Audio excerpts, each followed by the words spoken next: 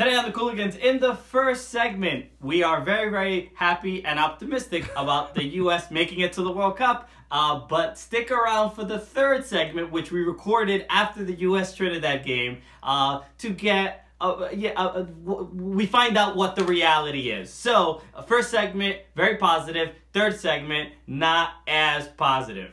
Yeah, in the second segment, though, we talked to DJ Step, who is the DJ for the Chicago Fire. We talk a little bit about how music combines with soccer. May use that as a nice break, something to not think about what's about to come in the third segment, which is a very rough conversation. And in the third segment, the United States of America is not in the World Cup.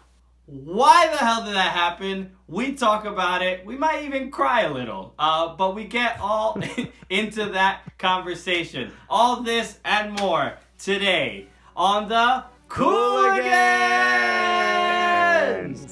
Hey, this is Alexi Lawless. There is nobody in U.S. soccer that is more important than the Cooligans. Yeah, baby. Hello, welcome. Hola, ¿qué tal? Hey, ¿cómo está todo el mundo? ¿Todo el mundo está bien? Tranquilo, hermano, ¿qué lo que? Everybody's turning it off right now. Why is this in Spanish?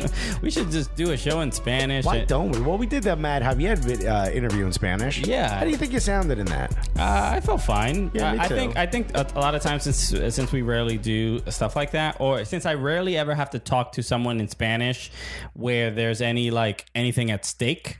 Do you know what I mean? So for the most part, yeah, it's usually ordering steak. Usually ordering food or talking to family members. Exactly. So I'm usually not. I'm more comfortable, obviously, talking to family. So when I'm like trying to have a professional interview where I'm not used to doing that, right? It's difficult to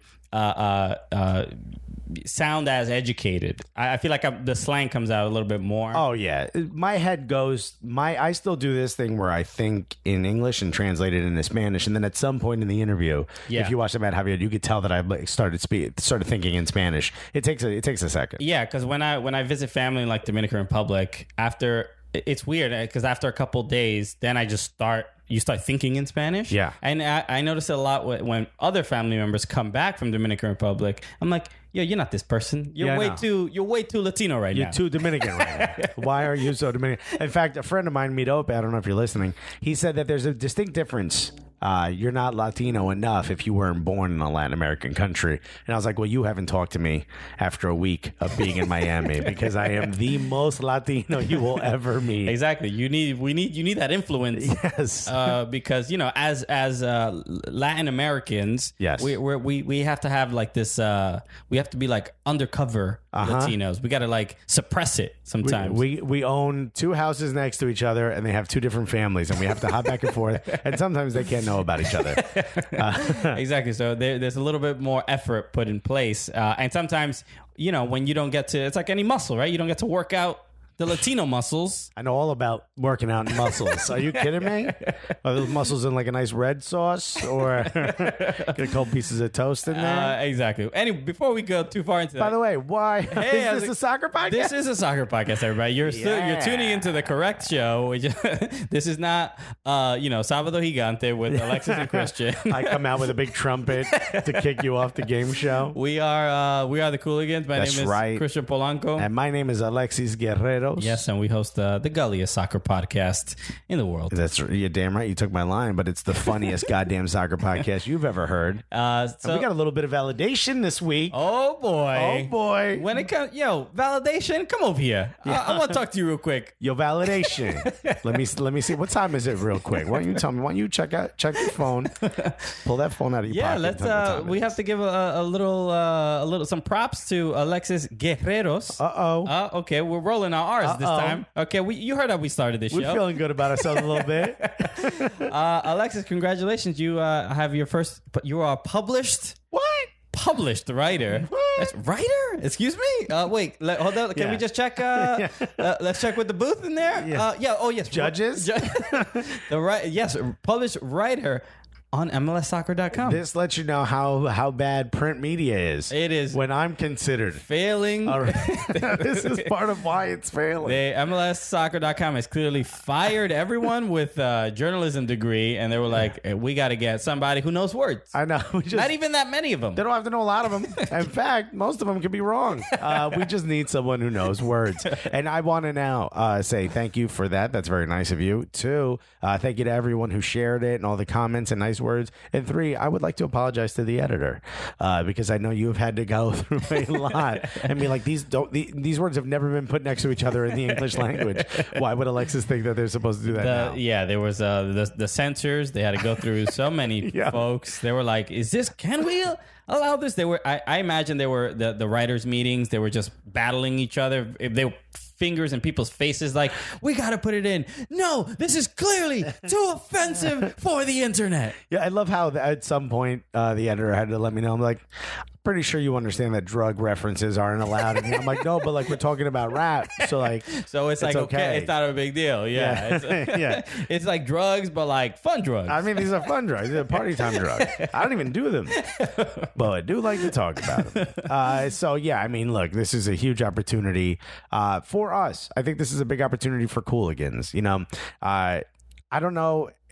Maybe I'm the only person who thinks this, but I think this is, and maybe this is just how modern, things work here. But for me, the fact that you and I picked up a microphone and just started talking, picked up 2 microphones because it'd be weird if we try to share one. Share one, yeah. What was that? The movie with the dogs with the spaghetti? All dogs go to heaven? Lady and the Tramp. Oh, okay. Whatever. I didn't see either of the movies. 2 dead dogs? Yeah. What are the 2 dead dogs that share spaghetti? But we basically, that's us with a microphone. But as far as I'm concerned, we just picked up a microphone and started saying, like, you know what? We love soccer. Let's start talking about it. Really early on, we made the shift to mostly talking about American soccer because it's kind of what we care most about now anyway, you know? Personally, I mean, I still love Arsenal, and I know you're a big fan of Everton, but really, I mean, I'm way more connected to the league that I get to watch live pretty much every week, and if you're Atlanta United, every other day. But for me, it's pretty cool that you and I have gotten like these little moments of like acceptance along the way. Sure. You know, you and I getting invited to stuff, you and I getting asked to comment on stuff, you and I getting asked to do things. This is a great sign, especially because every time we go to an MLS event, All-Star Game, MLS Cup, we're constantly worried that we will be locked out of any more opportunities. But, you know, there's like this weird sense that we don't belong, and we kind of agree with you guys. Like, we don't know why you keep letting us in. You've made a terrible, terrible mistake, sir. Yeah. Like, even with the whole debacle with the credentials, when the guy was like, behave, I wanted to look at him and be like, I mean, you know we don't know how to do that. Why would you even ask that? Yeah, it made us self-conscious. Yeah, of like, sure. Oh boy, are we like on this on the naughty list? Oh my God. And the weirdest part is like when you talk to someone who we know is like in the soccer world and they say something like, oh no, I heard when you guys said that, I was listening. I'm like, oh boy. Oh my God, people are listening. We forget when we do this. Sometimes we know like our friends are listening. We know like Kale and Tropic Sounders, and we know that, you know, Jay and we know like, J.S. Bourneval, like all those Ty Yoder. We know you guys are listening. We kind of feel like we're talking directly to you. We feel like it's an audience of like 12 people. Yeah, but like 12 people that we know very well and that will respond back. So like we're happy to do that. But then you hear like influential people are saying that we listen, and we're like, why? Why do you do that? There's like thousands of other people that we're like, what? We didn't even think you were paying attention to that part. No, every once in a while, someone like new, like as far as like our sphere, will tweet at us or something. Mm-hmm. I'm like, oh, look at this. Someone else for Tropic Sounders to completely ruin, you know, to influence negatively. But yeah, so it is a little bit of a milestone. Yeah. This is very, very exciting, and because of that. The league is relatively small. It's not like it's not this giant conglomerate with thousands of people. It's just like it's a small group of people that take a big responsibility. Yes, very much so. In growing the sport. Like the people at MLS, obviously there are people who don't agree with what MLS does and how they function and pro rel and the whole from time to time. Yeah, those criticisms, of course. But what can't be denied is we're not talking about Garber here. We're talking about like the people who just the soldiers who do the work, the Simon Boys, the Matt Doyle, the Andrew Wiebe's, the David Gass, the Ariel Castillos, Sakovitz, everybody like Collins, Kalen. Exactly. So these are the people that are. And if we forgot anyone else, I'm sorry. But that's the main thing, that these are the people that really do the work day in and day out to give the Liga a voice, and so just the fact that we can be included in like helping spread that. It still feels dirty when you say it. It still feels like I broke in, like I somehow hacked the servers. Just Mission Impossible. We're rope rappelled into the room. It's just you on the other end, just like holding onto two ropes, really, and just typing into a laptop with the rope holding you. Like every time Ariel comes back, she's like, "I did not run any of this drivel." So, and why is there trail mix all over the computer? And the article itself was kind of special for what we're doing, which was it was a comedic take on soccer stories. I mean, I wonder where they got that idea from. Why would they ask us to do that? Like that's what we've been trying to do from the beginning, and hopefully the people that listen do get some enjoyment. I mean, look, the milestones in the last month have been insane. The people that came out for the live Atlanta United event, which is up now. If you're listening to this, if you're subscribing to the podcast, you probably already got it. But if you are for some reason this is your first time listening, we did just put out an Atlanta United live podcast that we did in Atlanta for the Red Clay Comedy Festival. The video of which will come out soon. Exactly. At least parts of it. Yeah. Julian Gressel was on there, Bobby Boswell, and Brittany Arnold. So listen to that episode. It's really, really funny. We already gotten a lot of good feedback. A couple people were Nick Cicalone. He was like, this is my favorite one already. I mean, there you go. Because of how awesome Brittany was and Julian and stuff like that. Great personalities. This was a very unique thing and really, really cool. And the Atlanta United fans, you hear them loudly in the audio of the podcast. And they filled that room out, man. It was absolutely special for us that we could bring you that event, and that you would actually show up for that event was big for us. Being a part of the Atlanta Fan United TV stuff was great. Yeah. And then now this. 2 weeks later. Just how great are our lives right now? I mean, the year's ending out pretty great. So come on NYCFC win that game. It would just be perfect. What would make the year just perfect is if the MLS Cup is not held in Toronto. That's it. And the reason we want it in New York is so that we can save money on flying. Okay, that's it. That's really it. And rooms. Yeah, all this success has not led to lots and lots of money. No, not yet. Please don't lose. Don't think that is what we're saying. Yeah, here. Do not lose sight of the fact that we are still begging for money. Which brings up, we're gonna start a Patreon soon. Real soon, and that'll be great for and exciting for people. So, speaking of other milestones, the USA. Hey, that's how it's US. Hey. Hit them with a Millie Rock. That's right. So they are one step closer to the World Cup. I think it's something like 93% that they're gonna get through. I think is the last number that I looked up. But those 7%. That's what stops us from saying like it's happening. But what did we need to do in order to continue to move forward in advancing? What did we need to do? We needed to beat Panama. Yeah. Now, go back 4 years ago. Panama had it wrapped. They were going to qualify for the first time in the history of their country. They were going to qualify for the World Cup. All the U.S. needed to do while playing against them in their home is just kick the ball around a little bit. Yeah, you know what I mean? Pass it, I'll give it to you. You run over there. Barcelona style. You don't even get to see the ball. All you need was a little bit of tiki and a little bit of taka. And what did Sasha Kleshin and Graham Zusi do? They were like, nah, son. Wouldn't it be dope if we just scored on them right now? Just dabbed on them. By the way, the U.S. already qualified. If you don't know, 88th minute, if I'm not mistaken, Graham Zusi.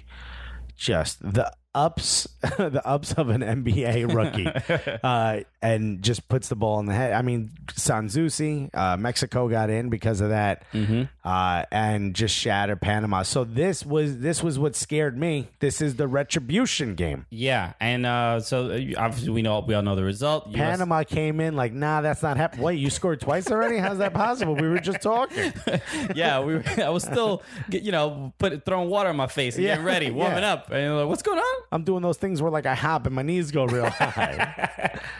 Yeah, there was a couple stretches. U.S. did win this game 4-0, and you couldn't ask for anything better, especially for how concerned we were all for the U.S. team. But Christian Pulisic starts this game, early goal. I mean, it's not even an early goal. It's allows America to relax 8 minutes into a game. I mean, my heart was beating so fast. I had to watch this on mute in the back of a comedy venue or in the front of a comedy venue. In the back is where the space was. But I begged them to put it on. Thank God that it was nationally televised, or else I'd be watching it on my phone. But I begged them to turn it on, and I had to watch, and I literally ran out of the venue when Christian Pulisic scored, because I was like, I can't scream or else I'm going to disturb the show. I mean, you've been at QED. It's a curtain. Yeah, it's interesting. And I think a lot of people this is probably a very unique experience for a lot of listeners, in that we are stand-up comedians, so that our evenings are that. So a lot of times we can't really plan where we're going to go see games. We can't go to bars to see the games. So this is our life a lot, where we'll be in a green room of a comedy club, just staring at our phone, and all the other comedians like, yo, what the hell are you doing? I know, why are you watching that? Watching soccer right now? They're like, oh, when did that game happen? Like 6 weeks ago. I'm wearing all America gear. Like, you shut the goddamn hell up. But yeah, that's a real part of our lives, where that's how we have to consume some of the games, because obviously weekend games are like in the daytime, MLS and stuff. So it's not like Champions League stuff like that. We could just go see, because that's happening during the day. But things that happen at night, U.S. international matches are that's kind of what happens to us pretty often. Yeah, so I had to watch it. Where did you see it? I watched it at home. I was working on actually the All-Star video. Oh, okay, cool. Finishing up on that. So the Pulisic scores that goal, and how happy was he? Oh boy! I mean, he did that thing where he was like, that was like his moment of like, give me the rock. It was that, but he also took the mantle after he scored the goal. I feel like I could, if you read his lips, it could have been like, Alexias, for you piece of, it was golden boy my ass. It really felt like this, pushing that weight off of you, and to all the haters talking smack, with the Twitter fingers, right? All that. He's just like, yo, this is where the game happens, not on the internet. Nah, son, rest your thumbs, my dude. My feet got this. And the angle at which he shot it, I mean, it looks like he took a step just too hard to sort of get away from the keeper, and then he did it. The only angle I can consider is the Joseph Martinez angle. Oh yeah, he's. It's patented. Yeah, you're like, well, I mean, you can't possibly score from that. What, already? Yeah, it's like all these mathematicians take their glasses off. They're like, what? Yeah. I think you just broke the law of relativity. But it was just a beautiful thing to see. What I loved about it is Matt Doyle was on our podcast, and he talked about how Christian Pulisic needs to be more center. Yeah. And I think you saw him sort of cement himself as that is his position. With those questions that maybe Brooklyn Bruce might have had, throughout the last few weeks or the last few months, as to whether maybe he should be a little bit here, a little bit there. Maybe he's wide. Nah, man, he's central. I mean, that's his. And the goal, the first goal was probably directly came from him being in that position, for Bruce Arena. Having that particular strategy, because you saw it was that sort of layoff from Josie Altidore that put Pulisic in position. But I mean, the pass itself was a bit behind Pulisic, and the fact that he contorted his leg to push the ball in front of him, and the amount of pace he can get immediately. He's fast. Yeah, it was Roman Torres was the closest defender. He slid. Roman's like, I mean, I'm not even. Pero este tipo, I'm like, whatever. What mira lo demás. Ya se fue. So you can't expect, for Roman Torres to beat a 19-year-old kid in a foot race. No, not at all. Especially like a 19-year-old kid who's fast anyway. Exactly. So, and a great move. But after he scored, that scream that really another thing. Credit to Orlando City. The Orlando City Stadium was rocking. I mean, great atmosphere. It again, it brings up those questions of like, should this be the place where they have all the games? I know Atlanta is also kind of saying the same thing for international matches and World Cup, that they would want to be hosting some matches. But Orlando, that was, I mean, they did it right. They got everything right that night, except the I brought this up in the article, but the like nightclub lighting Oh, sure. on the way in, Sure. it was a little much. It's whatever. The guy who designed this, like, I got some ideas. All right, how about this? Strobe lights everywhere. How about this? I know what's gonna piss Panama off. All right. just distract them with those the VIP bottles with the streaming with the little sparklers on top. at the end of it. They won't even see what's coming. Yo, all right, we're gonna get a VIP section inside the tunnel. How about this? There are a couple moments, obviously, from the match that were. I think the most glaring moment was how violent Panama was towards Christian Pulisic. They really, I mean, he's a teenager, guys. He is a child. Why don't you tone it down a little bit? But they were kicking him, punching him. They punched him in the back of the head. They punched him in the chest. Give him a couple like gut little taps, little shots. Ridiculous. I mean, there's no other kind of way around it. They don't do that in the Bundesliga. This is the most CONCACAF thing that could have happened to him. It seemed, watching the game live, the camera wasn't on him all the time, obviously. Right. And I didn't really notice it. And after the match, I know Casey Keller was like talking about, CONCACAF has to step in and do something about this, because he was suggesting that there should be some video review of like after the match, like if things like this happen, that even if the players don't get penalized on the field, they should be able to go back and retroactively give them punishment. You don't agree with that, do you?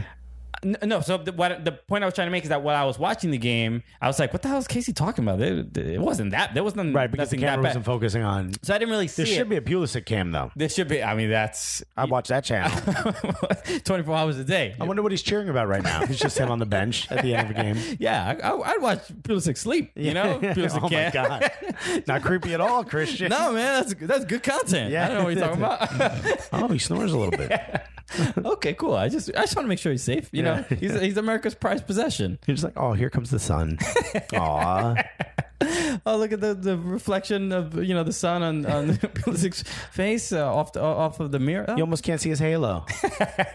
Sweet baby Pulisic. Sweet baby Pulisic. But so I didn't understand what he was talking about, and then when I saw the replays of the particular offenses, there were probably two that I thought the kicks to the shin. I get it. I mean, it's excessive, right? Definitely worth a yellow. It didn't seem like it's a bad foul, but I get the strategy of the game, what they're trying to do. So, do I think players should be suspended retroactively? No, I don't think that. But the punches, how do you justify Armando Cooper, who we know he's a tough player. We see he plays for Toronto. He's also like a gnat.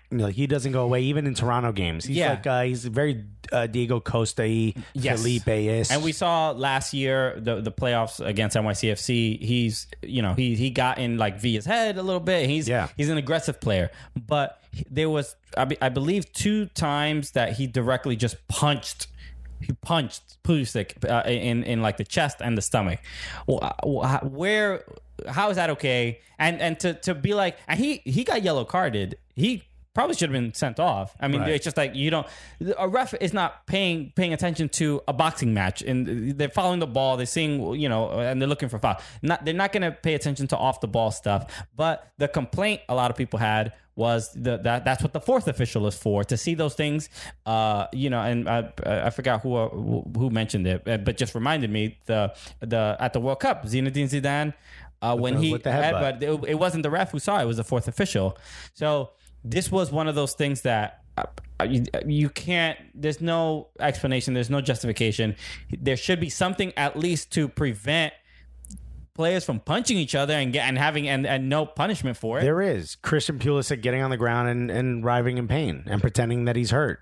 Okay, and that's the part of the game. That's part of the game. Like I struggle to say like, oh, if you do because those tactics do work sometimes, and it's kind of a part of the game. Look, players shouldn't be punched in the head, but it's kind of a part of the game. Like if you guys disagree, if you're watching or listening, let us know. Mention it. Tell us what you think. I think it's kind kind of a part of the game, but that's where the sort of diving or flopping comes from. Diving where somebody taps you and you fall to the ground inside the box to get a penalty, that's not cool. Okay? Yeah. But somebody punches you in the head and the official's not looking and you hit the ground and go, that guy just punched me in the head, it hurts. You're helping your team. You're stopping them from being able to use that tactic. And guess what? This is going to happen to Christian Pulisic a lot. He's clearly the best player on the field. Yeah, and we haven't really seen Pulisic play that long, right? I mean, this is he got his first game was before he turned 18. He was 17, right? So it's we're seeing him.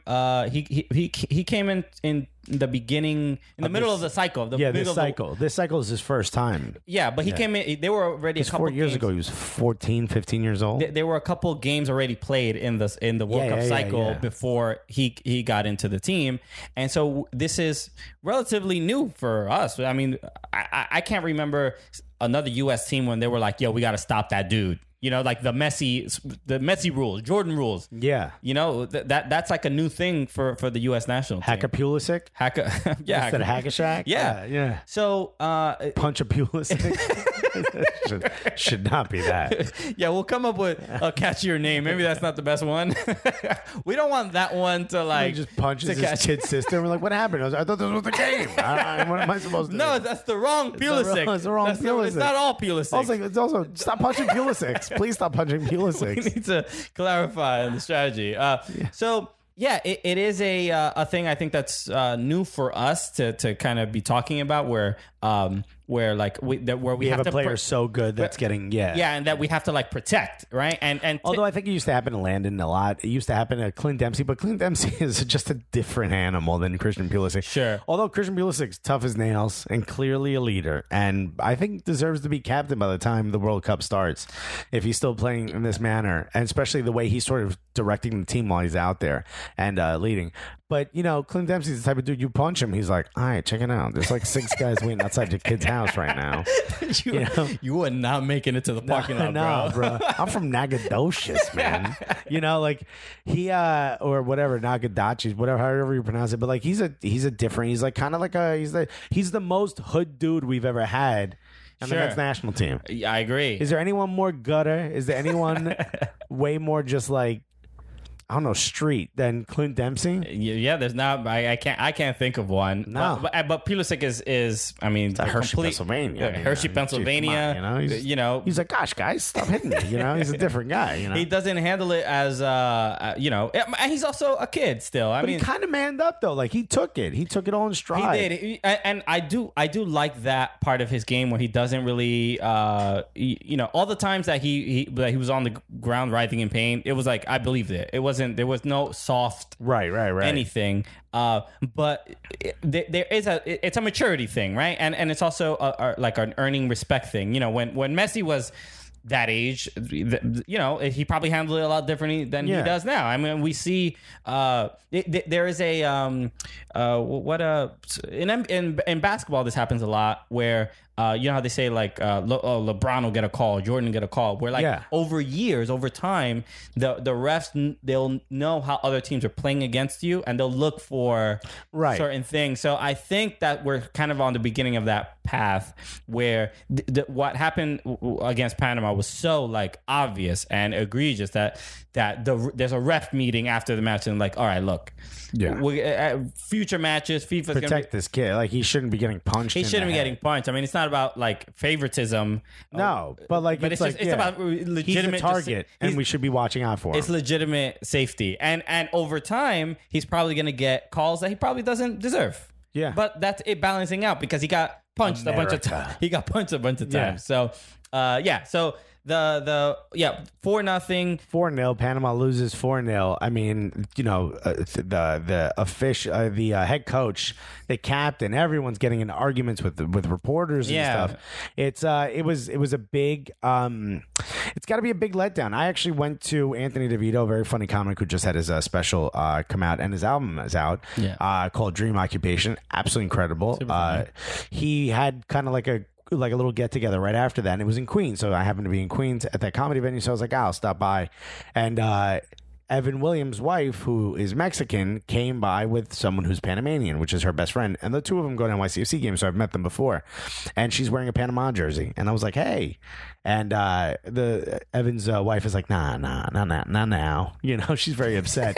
And I was like, I could kind of understand why upset. Evan's like, why? And I explained what happened that last game 4 years ago. Mm-hmm. I go, and by the way, they drew us 1-0. 1-1, 1-1, 1-1. Like, we kept tying with them. Everyone's thought process was they're going to beat America because of the situation and how hard they played us before. It seems like they just threw a bunch of numbers forward, and it left them open for the counter. And if Christian Pulisic doesn't score in the 8th minute, it maybe is a different style game. Maybe them throwing numbers forward works. But, Bruce came through and was like, we're going to do the same thing. I love that. I kind of like that, where he was like, you throwing 4 or 5 attackers at us. Well, we're going to throw 4 or 5 attackers at you. Yeah, and see who's better at the end of the day. I mean, they very much looked overpowered. Very much so. Like, there was no... I think they had 3 shots on goal, Panama. Yeah, Tim Howard didn't really have to do much. And that was another thing. A lot of people were surprised that Tim Howard even got to start, especially after the last match against Costa Rica. For Panama, I think it was just like I feel a 4-0 like doesn't really represent how good or bad they are. Like, it does represent how badly they played that game, though, without a doubt. But it was. I was surprised. I did not expect them to struggle so much. Even when it was 2-0 and we were up 2-0, I was like, oh, this isn't done. I mean, maybe it was just that decision to put Pulisic in the middle, because he did touch the ball a lot. You know, he also got the assist. But let's also give credit to Michael Bradley, who I didn't have any confidence in him being able to sort of be like the DM. You know what I mean? And I think Dagby, Darlington Nag, that's his new name. Dagby, Dagby, yo, you playing well, Dagby, what you doing over there? Whatchamacallit, I did not think that he was sort of as influential as I think, the fans want to see. We kind of want to see him do everything and like go out and get these crazy goals. We know he has all the skill, but he just is like, he's like that, like, I don't know if the fulcrum is the right term for it. I don't think it is, but he's like that pendulum, man.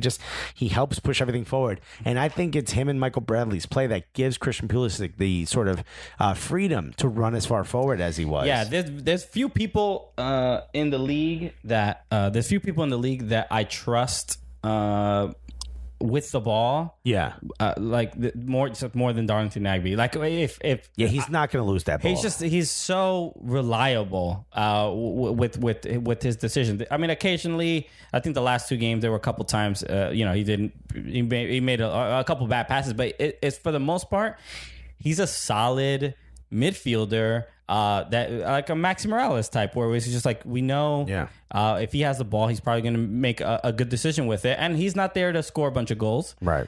He does it a couple times for Portland throughout the season, but that's not his role. And I think compared to the last 2 games and this game against Panama, is the up front, the players up front, Bobby Wood, Josie Altidore, Pulisic, they made such better decisions with the ball when they had an opportunity to put some pressure. So the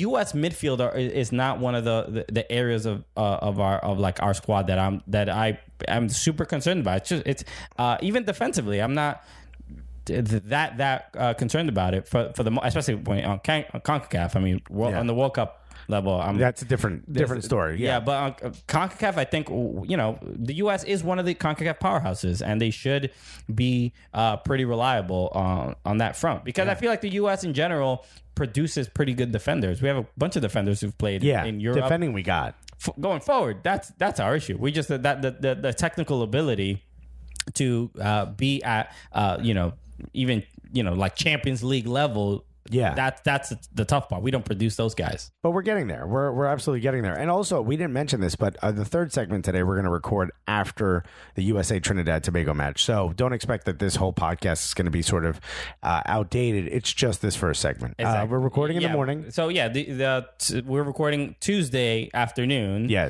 So I keep saying morning. It's clearly the afternoon. Yeah, you see the sun. This is when you're usually waking up. Yeah, this is way too early for me.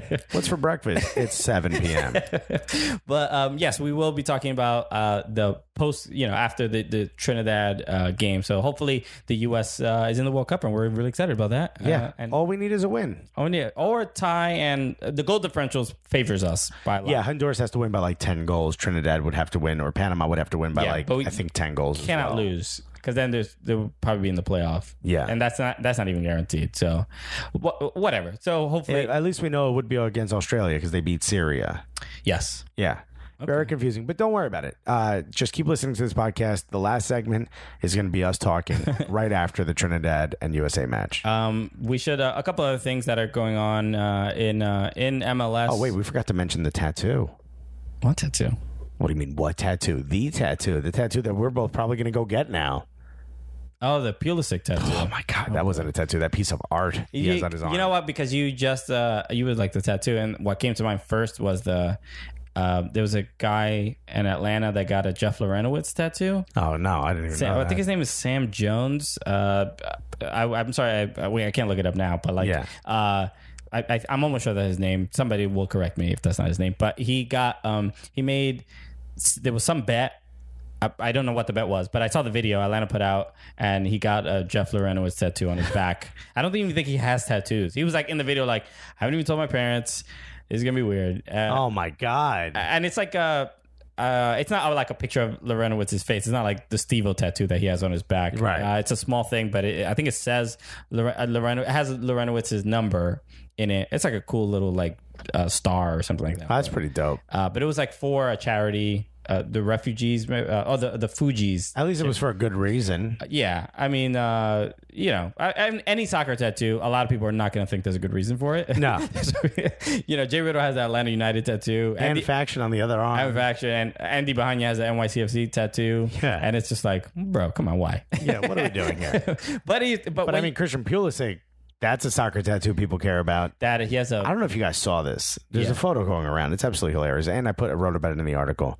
But his almost entire upper arm is covered with an eagle flying in front of an American flag. Yeah, it is. It's kind of garish. I don't know if that's a term that I can use here. It's a bit much. Yeah, that sounds like the way British people say garage.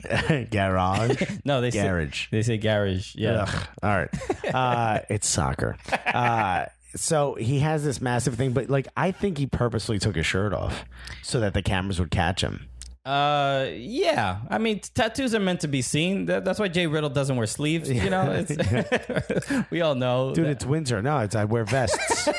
Triple Fat Goose vest. It's vest weather, bro. Yeah. It's like you wear a vest in the winter. I do wear, I mean, when it's a bubble vest. Yes.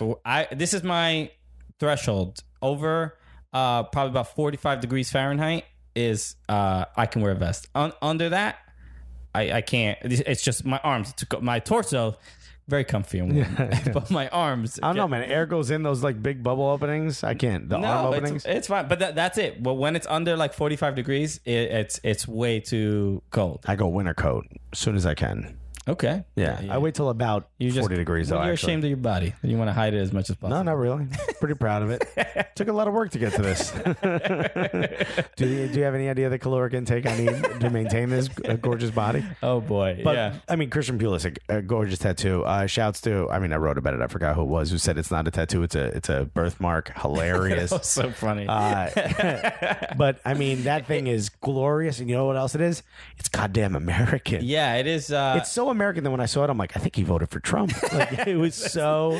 Yeah, this is very much. I think I saw him at a rally. Yeah. I hope he's got no tiki torches in his backyard in Germany. It did scream, "This is America!" Yeah. All right. It's like that guy during the Vegas shooting who held up his middle finger. He didn't duck. Yeah. He had his sleeveless.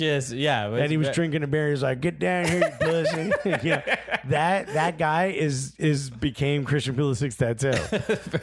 Very much so. Yeah, and it was large. It wasn't even like a small. Usually you start with like a little dolphin on your hip. Yeah. You really went That's for what it. we all started with, Christian. That's the first tattoo you get out of high school. But you do. You get like a little heart that says "mom" in it or something. Nah, exactly. He was like first. Maybe it's not his first tattoo. Maybe he's got a tramp stamp. We don't know, Christian. It just said "love it or leave it" on the back on his lower back. So we should, the other things that we wanted to make sure we covered. We were talking about FC Dallas and Orlando. Yes. Last week about the MLS, the imminent decision to, they played FC Dallas played an ineligible player, Michael Barrios. They swapped a player after the team sheet had already been submitted to the referees. Right. The referees unknowingly allowed this change, which they shouldn't have. They should not have. But What was supposed to happen is points were supposed to be deducted for the win. Well, they didn't win. What I mean. It was 0-0. But Yeah. what normally happened? 3-0, right? Is the win technically Correct. Yeah. So what ended up happening was that the refs didn't inform FC Dallas. FC Dallas didn't know about it, which they're both required to know the rules. So there's no real excuse on any part. But the decision that MLS came down with, which was they just fined FC Dallas $75,000 in GAM, general allocation money, and $25,000 in real money, dollars and cents, straight cash, cash money. Yeah. So Doc Garber's on the phone like, yo, we don't accept checks though. So you better bring that shit in small bills. Yeah, you better come in a Brinks truck. Yeah. All right, dog? So they and also some people felt like the punishment wasn't that severe. $100,000 in monopoly money and real money is real. It does affect an MLS club. Yeah. So that it is a punishment, but the standard I don't even want to say the standard. I don't know definitively. But what's common is that the team that made the error is given a loss, a 3-0 loss, right? And the other team is awarded the points. That did not happen. No. And they should have given the GAM to the team. What was the other team? Orlando. They should have given them the GAM. Okay. Yeah, there should be some reward for Orlando. That's right. kind of they would have preferred the points because then they still would be in the playoff race. And now the Red Bull, after the Red Bull victory against Vancouver, they are out of it. They're completely out of it. So, which, by the way, Vancouver didn't have Yordi Reyna or Kendall Waston. Yeah, because Kendall Waston was busy running around shirtless in Costa Rica. Did you see that video? I did see that. El Mundial. That was a great call. It was one of those legendary calls that to me felt I wish it was one of those that more people would see as opposed to just like soccer Twitter, right? But it was that emotional because he was like el mundial lo grita el país, which is a great statement to make, which is the whole country is screaming it with us, basically. Yeah, so that was just for me very memorable, really cool, and to see an MLS player, and not only an MLS player, but Rodney Wallace was also on the team and a part of that part of that play because he made the great play to get it back to Brian Ruiz. Yeah. And then Ruiz made that great cross. They were, this is like in the 92nd minute. The game was basically over there. But great moment in Costa Rica to see that. But we were talking about FC Dallas and Orlando. Not only a lot of people were kind of puzzled by this decision, but no one more than Jason Kreis. Jason Kreis was furious. He seemed pretty okay with it, actually. I don't know what you're talking about from that statement. He made a bunch of comments about how, I'm kind of paraphrasing about how that, he essentially said, we see the standard decision of what's supposed to happen, and he cannot believe that MLS would do this. And he was like, I've been in this league a long time, 20 years. I've been a part of this league, and this is the first time they've made a decision that it just absolutely baffles me. And there were a couple comments from other people. I don't know how accurate they were, but they did say no, this has happened before where teams have been fined for this exact thing. Right. And people are suggesting that it's up to the league to make the decision. It is up to the league. Because FIFA's rules are, I think, pretty clear with if there's an ineligible player, the other team gets a 3-0 victory. Right. But I think they also put it up to the league's discretion. Maybe there's circumstances that might be different. Well, it's the playoffs. I mean, it sucks that... I mean, because the guy still played, they still had the chance to win. Ineligible, it's not like he got traded from your team and played for them. You know what I mean? It's not one of those things. Yeah. It was simply just not written down on a sheet of paper. Again, still the law, still the rule. If they would have gotten deducted points or points given to Orlando, I would be fine with it. I can see why they only went with a fine. It's tough. I mean, from Orlando's perspective, but to gift them 3 points. I mean, it's not a gift. We can't use that. We can't use that. I mean, it is because they only fined them. So I mean, they should have just won, right? I mean, if they really wanted win the game, win the game. You want to make it up, but I wouldn't use the word gift because the rules are the rules.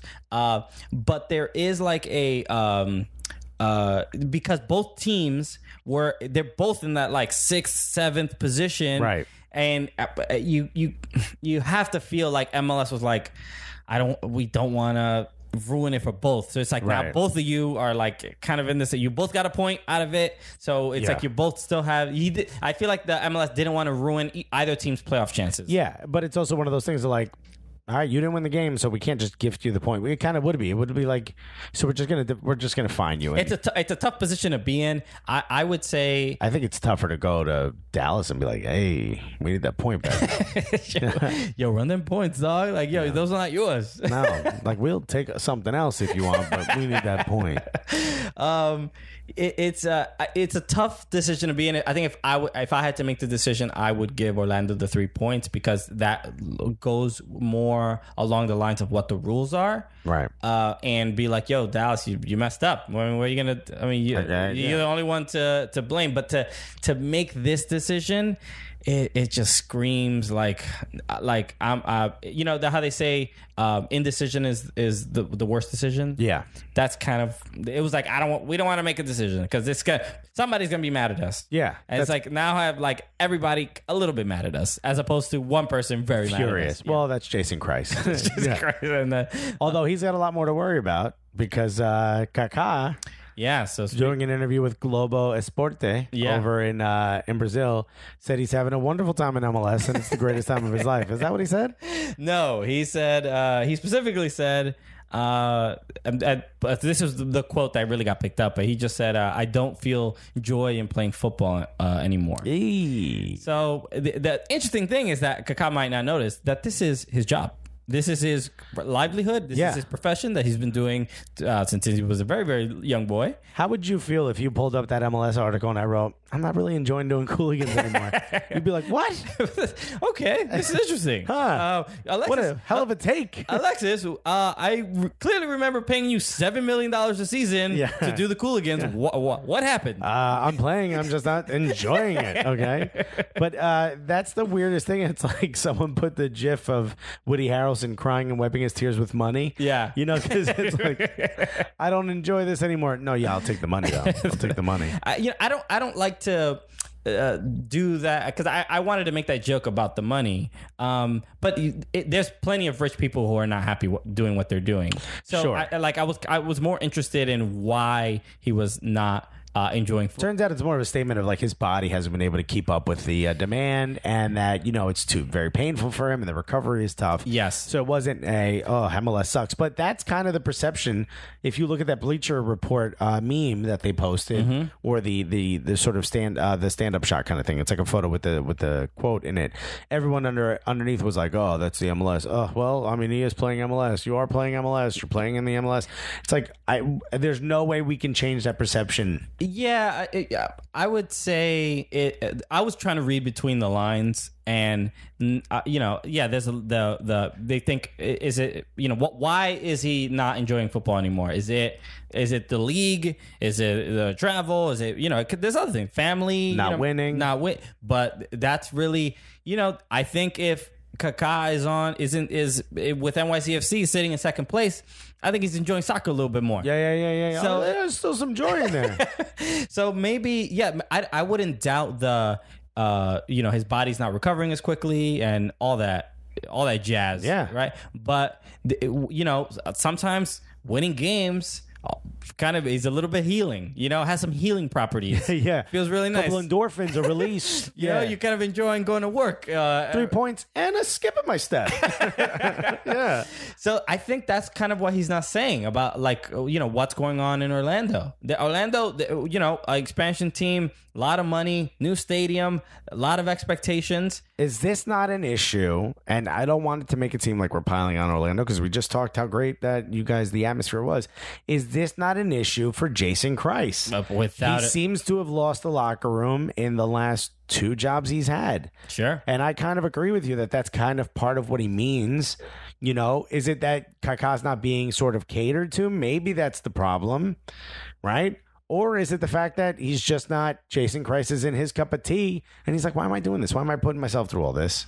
Yeah, it really, when I hear somebody say like, there's jobs I've done, and I'm like, I don't want to do this anymore. But it's usually not because of the specific task of the job. It's usually like either the environment. This is why Google puts candy in the break room, so that people can oh, you know what? Sometimes my job sucks, but you know what? The Sour Patch Kids right there. Sour Patch Kids just makes me feel better. It's like I wanted to not come into work today. Maybe I wanted to not come into work ever again. But then these Twix bars showed up. This episode is sponsored by Twix.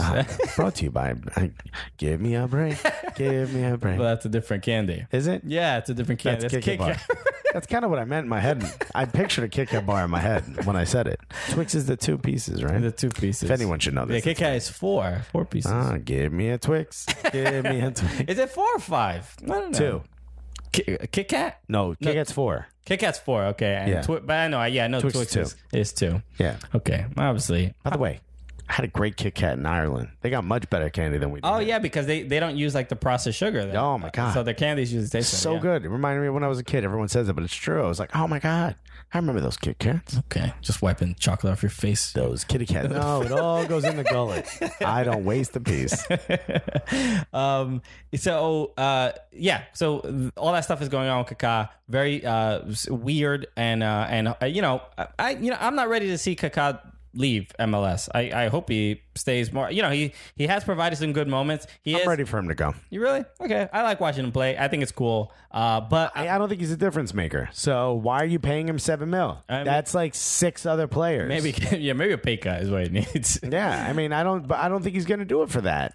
Sure, that makes total sense. But speaking of Orlando, there was another interesting story that came out of Disney. Orlando's got a lot going on. Orlando, look. Again, we're not trying to pile on Orlando. They have provided some very entertaining games. I mean, that game against Atlanta was amazing. Amazing. So, Dwyer getting there, the people, the fans, the airport. It was great. You're doing great, guys. But Florida, you know what you do when it comes to the news, bro. Florida is a bad influence on Orlando. That's really. I mean, Orlando should move to another state. That's really because that's or Orlando's a bad influence on soccer players because a lot of stuff seems to be happening. We're trying to find the root of the problem. And that's what we're here for, to investigate, these issues, because Orlando seems to be the city. All of a sudden, it's the new Miami. It's TMZ worthy. Oh my God! Every single week, and we got another story, another one. Orlando City and Orlando Pride. Now, Orlando Pride is like, you know what? Let's get in this because Orlando Pride's like, look at all the marketing opportunities these guys are having getting arrested. Why don't we get some of our superstar players arrested? You know what you do? You have them hang out with Orlando City players, and that's exactly what happened. I know a little bit about the story, but you know more. But basically, the gist of it is a large group of players and significant others from the Orlando area went out. So a lot of Orlando City players and a lot of Orlando Pride players. Probably the 2 or 3 biggest names are Alex Morgan, Giles Barnes, and Danny Toya. Right? Those seem to be the and. I think it's Donnie Toya, not Danny. Oh, okay. Well, whatever. Toya was there. Servando Caraco was there too. Alex Morgan's husband. Because when I first read the story, it said like Giles Barnes and Alex Morgan's arrested drinking. I'm like, okay. Yeah, it was very okay. The headline was very clickbait or whatever. Yeah. Like I think it was like No, it was thrown out for like trespassing. Yeah, something like they broke into Disney in the middle of the night. We're like, damn, yo, where's Mickey? Yeah, man, just a really naming names. names. I was like, this is how Alex Morgan cheats on Servando by breaking into Disney and getting caught with Giles Barnes. But what the story is that the large group of them posted a picture of themselves all kind of hanging out, looking all super hipstery on Instagram. So that whole group went to the UK pub, and if you've never been to Epcot, if you've never been there, it's like they have different countries. You can go hang out, like in Germany, you can go hang out in Mexico, you can go hang out in the UK. It's a big pub, and I really think they should take down that wall to get into Mexico. It's very rude. Disney doesn't need to do that. Also, the staff wants to leave. God, you constantly have to show your papers on the way out and in. So, jeez. I'm just trying to get to the Magic Kingdom, man. This is the stuff that's never getting in the article, the column. But Alex Morgan apparently was drinking a lot, as you do in a pub. Okay. Yeah. Also, kind of sad that people have to hang out in a UK themed pub in Disney. Okay, that's kind of sad. That's like, let's go get a drink on a soundstage studio of a real bar. It's kind of sad. Yo, Orlando, you need some regular ass bars, dog. I only drink on the set of Cheers. Yeah, that's the only way I like to get drunk. It's like people who drink at Applebee's. You're like, come on, I mean, there's got to be a bar around here. I mean, clearly, but a lot of British people go to Orlando. It's like a big tourism. I ask a lot of them why, and they go, why wouldn't you? Orlando's great. I'm like, I mean, what there's nothing to do here. And you think Orlando's great? I think it's just the difference in weather. It seems like it's like a safe space. It's also a cheap flight, which is really nice. Yeah. But yeah, you're right. It's like a very easy way to get to America and kind of have fun in really good weather. Long story short, but also adults going to Disney just freaks me out, man. Isn't there laws against that? Especially by themselves. And you know who I'm talking about. I don't know you, but you know who you are if you're listening to this. Oh, yeah. So Giles Barnes apparently cuts in front of somebody at a pub. I don't know how you cut in front of somebody at a pub, by the way. Were there sandwiches? Were there a line for sandwiches? You sort of angle your way to the bar. Yeah. Maybe you get in front of somebody, or you should have stepped faster. That's something that's not my fault. Giles Barnes doing what he does on the pitch, getting in front of the back line, right? He gets up there. And apparently the person who he cut in front of had some things to say, and Alex Morgan's like cracking knuckles like, yo, I got you, B. Yo, step back, Giles. Yo, Servando, hold my purse. I got this. I mean, she was taking her hoop earrings off. She was taking her fake nails off.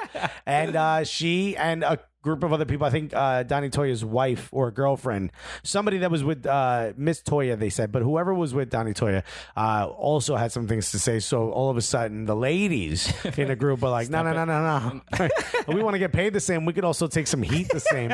And they got in some faces, and Alex Morgan apparently was very inebriated. So she gets kicked out for being a little too aggressive. Okay. And Giles Barnes also gets kicked out, and Donnie Toya's lady also gets kicked out. So they get kicked out. And I don't know where the trespassing thing came from. That I still don't understand. Yeah, it's like that's a poor description of what happened. Yeah, it was just that clickbaity is probably the perfect way to put it. They got thrown out. Yeah, they got thrown out. And we've all been there before. Alex Morgan comes back and says, hey, I apologize for my actions, blah, blah, blah. I shouldn't have done it. # live and learn. Giles Barnes hasn't tweeted in 6 months. He's not trying to either. I looked up his Twitter. He hasn't said anything. I don't know, Donnie Toy. I didn't look for it. But, my favorite part of the whole thing was just like, Hope Solo was like, oh, just a tweet apology, huh? Is that all it takes to get in the good graces? That's cute. You're not going to fire her?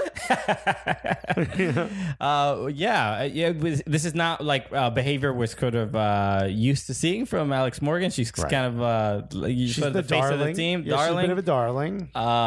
But yeah, it just raised those questions of like, yo, what is going on in Orlando? Either there's not enough to do, and this is the stuff people are choosing to do, or there's too much to do, and I don't think it's the latter. Yeah, the former. I don't know. Sometimes I worry, not worry, but like it's just like when players get drunk, especially during the season. I'm like, wait, what? Why? They're human beings. I guess they're human beings, but you have a game, like you are training in a couple. What? You getting drunk? Oh, who cares? I mean, it's different for stand-up comedians to be like, yeah, I'm gonna get drunk. We also say this knowing Diego Maradona was doing blow at halftime. Has there been no progress when it comes to sports nutrition that they know to not do blow during the season? They didn't do blow. They went and added a little bit of drunk. Also, what are you gonna do at a UK themed pub? Just eat the pies? That's probably worse. Also, how bad do you and I want to go party with Alex Morgan and Giles Barnes? Oh, but I would not turn down that invitation. Oh, my God. Giles, Alex, Morgs, call us. Yeah, we'll chill. What was her nickname? Baby Pony? Oh, I don't know. She had a nickname. It was like the little pony, Baby Pony. We'll buy the drinks. We know you make millions, but trust us. We're buying really cheap shots. We'll take care of you. Clearly, there is a lot of going on in Florida, and this is not related to soccer, but Miami Dolphins just had an offensive line coach that just pulled a Maradona. That for whatever reason, this video of him doing cocaine on video, and he's just like sending a sweet little video message to his lady. No, you don't know the story behind it? What? He was doing it with a stripper. Oh no, I know. Oh yeah. And the stripper released the video because he wouldn't take part. She was a black stripper and sex worker apparently, but he protested he was against the kneeling protest. Okay, yeah. So she was like, well, psh. All right. So for social justice, she released the video of this man doing blow. Yeah, I didn't know I didn't know why she put it out. I thought it was just like an ex trying to get back at. No, how great is this story? This is a much better story now. And how much more Florida can a story get? Unless she ate his face. That's the only thing. Wow. I mean, a couple things. When I saw that video, one thing... This is a lot for you to process. It is a lot. And now I'm like, this woman's a hero. Yeah. But the one thing I believe you mean a Shira. It was Wonder Woman who put the video out. Yeah. But the thing I really didn't like about the way this story was handled, especially I was watching it on ESPN when it came out, it was like offensive line coach from Miami Dolphins, Chris Forster, happens to be. It appears he is snorting some sort of white powder. Right. We can't not confirm. It's just like, come on, dude. Every time some athlete is doing smoking marijuana, a little bit of pot, they're like, these junkies. Yeah. We gotta get them out of the game. Okay, this is the problem. You can't let crack babies into the league when they become adults. So great. I mean, and you don't want to be like, well, look, this is white privilege, and I don't want to go that far. But it is like, it's just examples like that it's just like, come on, guys. Also, fire him if he's snorting confectioner sugar, okay? Because there's something not right. You're not right in the head.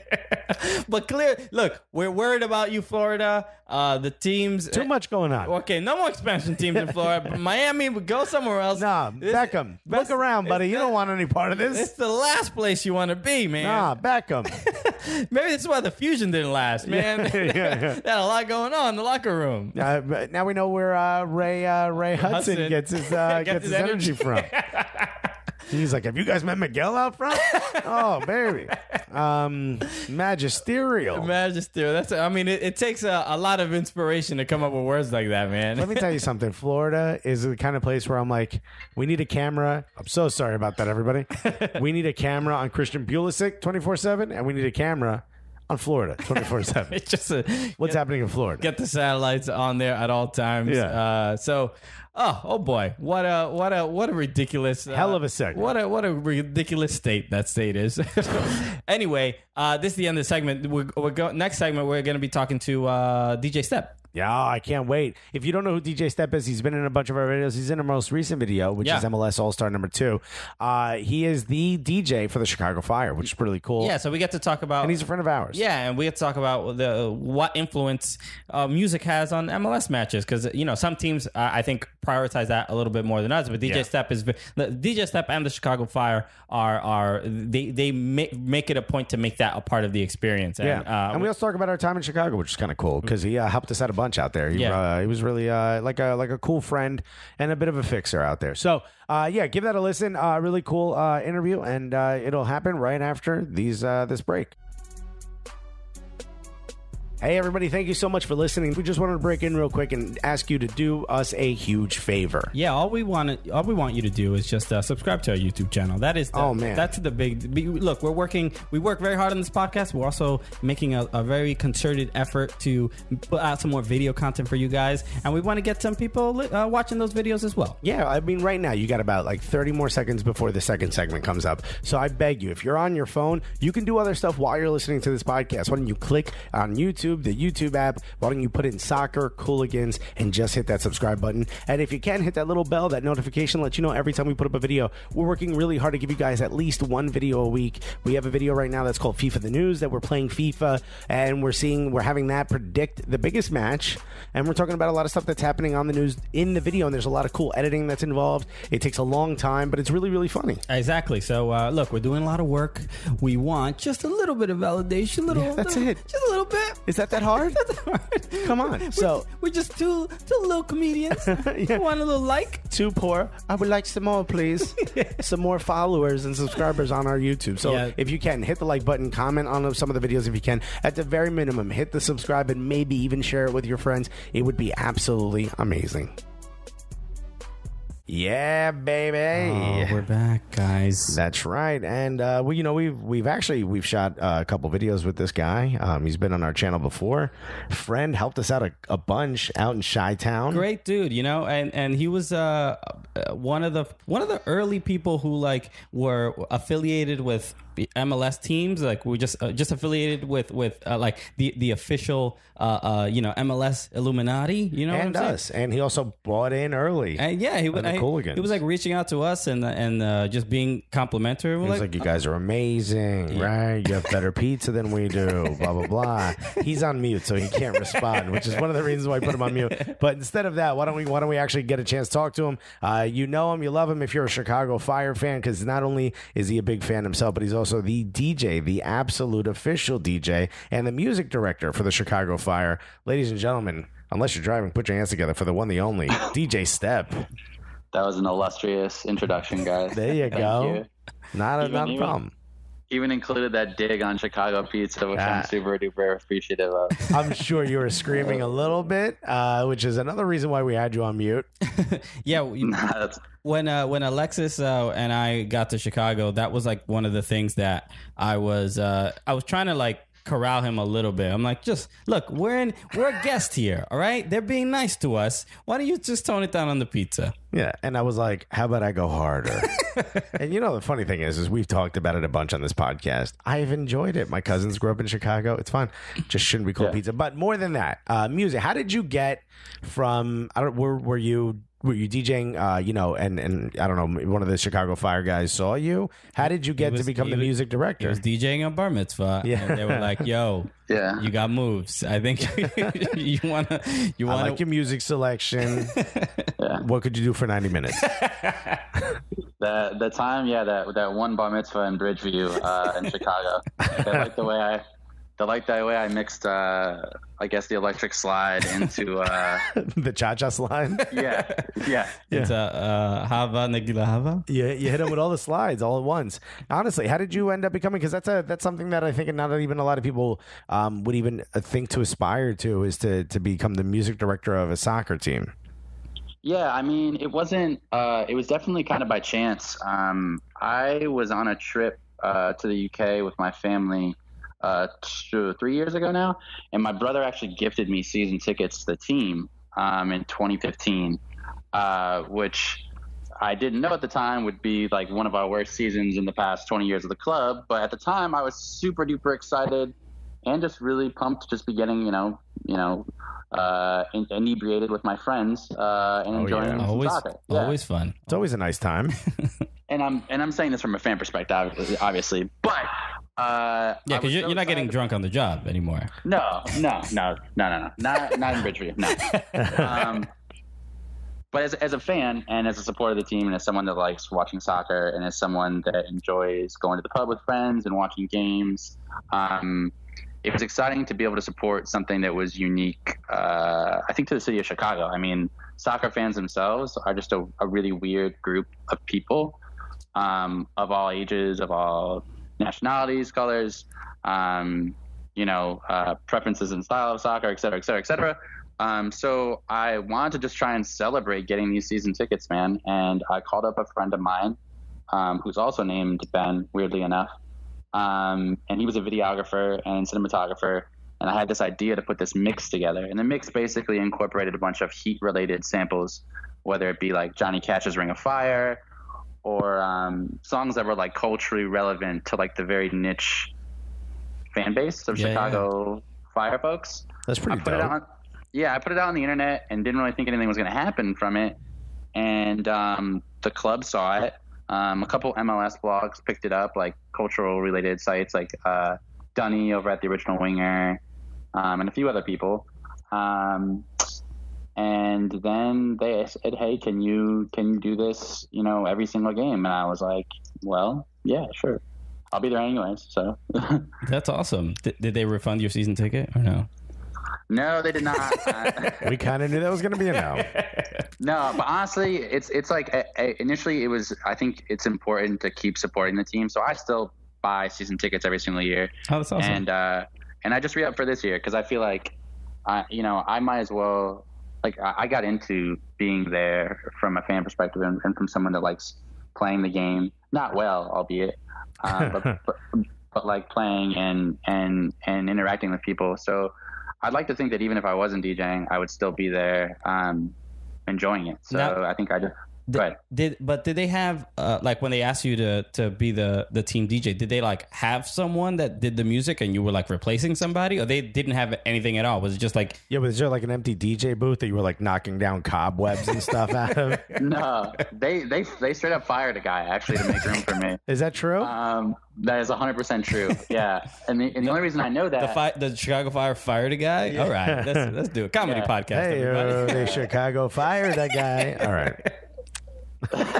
Did he hang up? No. I don't even know where to go with that at this point. Like it hasn't been done before. No, right to the bank. That's where you go with that, baby. Yeah, for sure. But yeah, they told me because of this guy's contract that they had to wait a certain amount of time before I could start because it was almost like you put in your 2 weeks with somebody.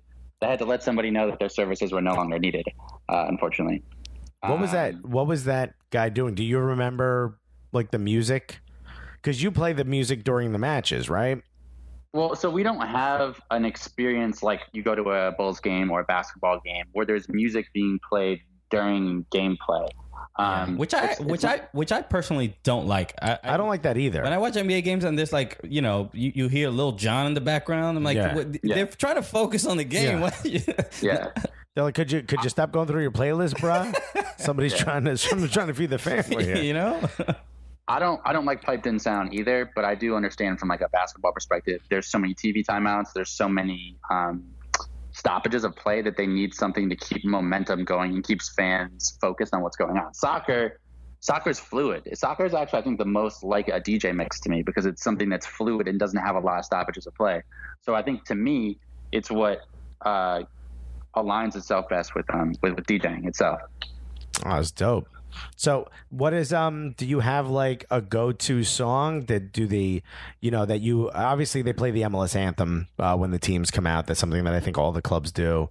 Obviously the national anthem gets played, but is there like a go-to song that gets the team going, something that you picked? Or so we have every single sports organization has like dance cams and stuff, and that switches game per game. I do like to focus on a lot of Chicago stuff when I'm there. So that means like house music. That means like whatever the Chief most Keef, recent. just mostly Chief Keef. Yeah. Hey, being sober. Like, you literally. Everyone's like, what? So Sosa is always also in heavy rotation. No, I don't play very much. That's the hardest part about working there. I think is that fans will request like some wildly explicit stuff. And there's no radio version of this. This doesn't exist. So it would literally be me loading a song up into a production program and editing or reversing all of the curse words out of it, which is like super counterproductive. I'm only going to use the song once. But so to the point of songs, we do have a goal song that was actually created by some fans that we play every game. That's been there for like ever. It's by this group called the Crombies. And then a couple other fans joined in, kind of like re-recorded it. There's also we have like a version of Thunderstruck by AC/DC that instead of saying like thunder, it says fire in it. If you can imagine that. Okay. Yeah, and I don't know the original song, but I do like the just swapping one word out for the other. Yeah, so I mean, this is the point. I'm going to stop for a second. You can post-edit Thunderstruck into this part. Ready? 3, 2? Okay, no, I'm kidding. Yeah, we're not doing that. That's too much work. You don't want to take curse words out. We're not doing that. Yeah, also very counterproductive for us. Yeah. I hear you. But yeah, so we have a couple edited versions of that. And then there's a group called REO Speedwagon that has a song. I don't know if I'm butchering the words, but I think it's like Can't Stop Loving You, I believe, that plays at the end of every Fire match. Okay. All right, cool. All right, that's like like the Yankees have New York, New York, and so on and so forth. So you guys have a song that you play at the end of every match. Game win or loss, does it matter?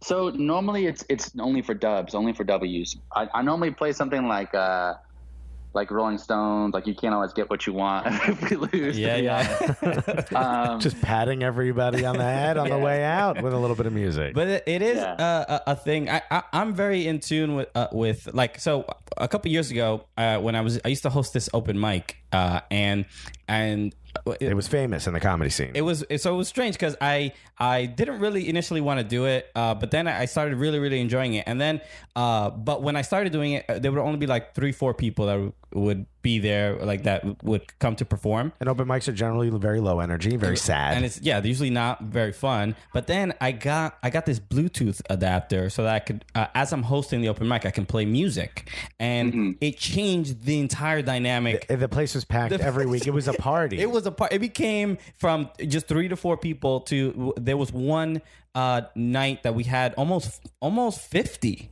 which is insane. And this room could only comfortably hold 20 people. And but I noticed that this is what I would do. I would try to play music based on the comedian set. I remember I said something like. I said something about gangsters or whatever, and you played like listening to gangster music. Yeah, by the Dipset. I was like, oh, what I just said. He picked the song. It changed everything. It was amazing. So I'm just hearing you talk about just like music that sets a mood, which is what DJs do. I mean that's their bread and butter. It's not about just hitting play or stop or mixing or transitioning song to song. It's about feeling the room out and just hearing Step talk about this stuff. I'm like, yeah, he's feeling out the what the game was like, and then you have your songs that can get people either more lively or can get them so that they can like recover from a loss. Right, like if Orlando comes to town and they're, I guess, are they? Can people even hear the music over all the booze? Yeah, but to that point, I will say, like, are they the Lions? Is that what they're called? Yeah, like, yeah. Is that the exact official? Okay, so I would play like the Lion Sleeps Tonight or something like that as they walk onto the field, just to make them like feel kind of pissed off. Yeah. It takes their mind off the game for one split second. Yeah. DJ Step's adding at least 6-7 points a season. Yeah. I've already been VAR reviewed by MLS for questionable tactics. You got three red cards so far in the last few seasons. Yeah. Well, so what is I have a couple of questions, but we'll get to my first one is like, what's been your relationship to other MLS clubs and other DJs? Is there a MLS DJ players union or meetup that you guys, or like a Facebook group? A Facebook group where you guys Facebook group can chat it up. Like, is there? I really don't know because I mean we go to NYCFC games, Red Bulls games. I know NYCFC has a DJ. I don't really know who he is. I feel like you're more like, I feel like other DJs that I've seen from other clubs, they're like they're employees of the club but they're DJs first. But I feel like you are more outright upfront. You're part of the community, culturally significant for the Chicago Fire. Wow, that's a lot of nice things to say in one sentence for you guys.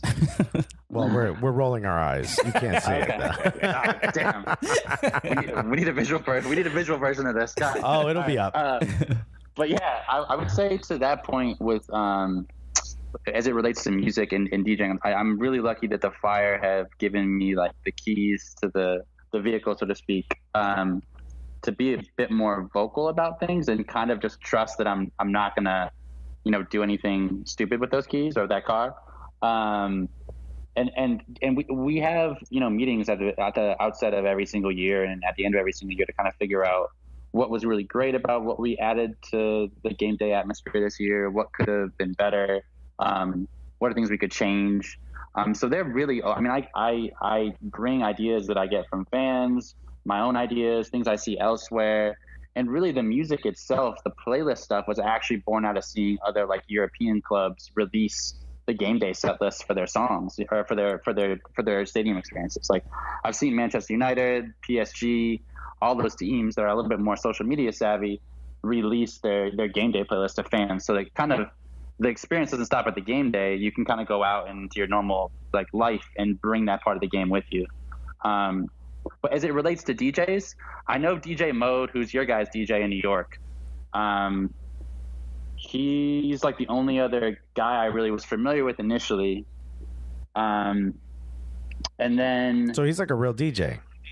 Yeah, Mode has his own like private event company. I think it's called My Music Experience. He's based out of, I want to say Queens, I think.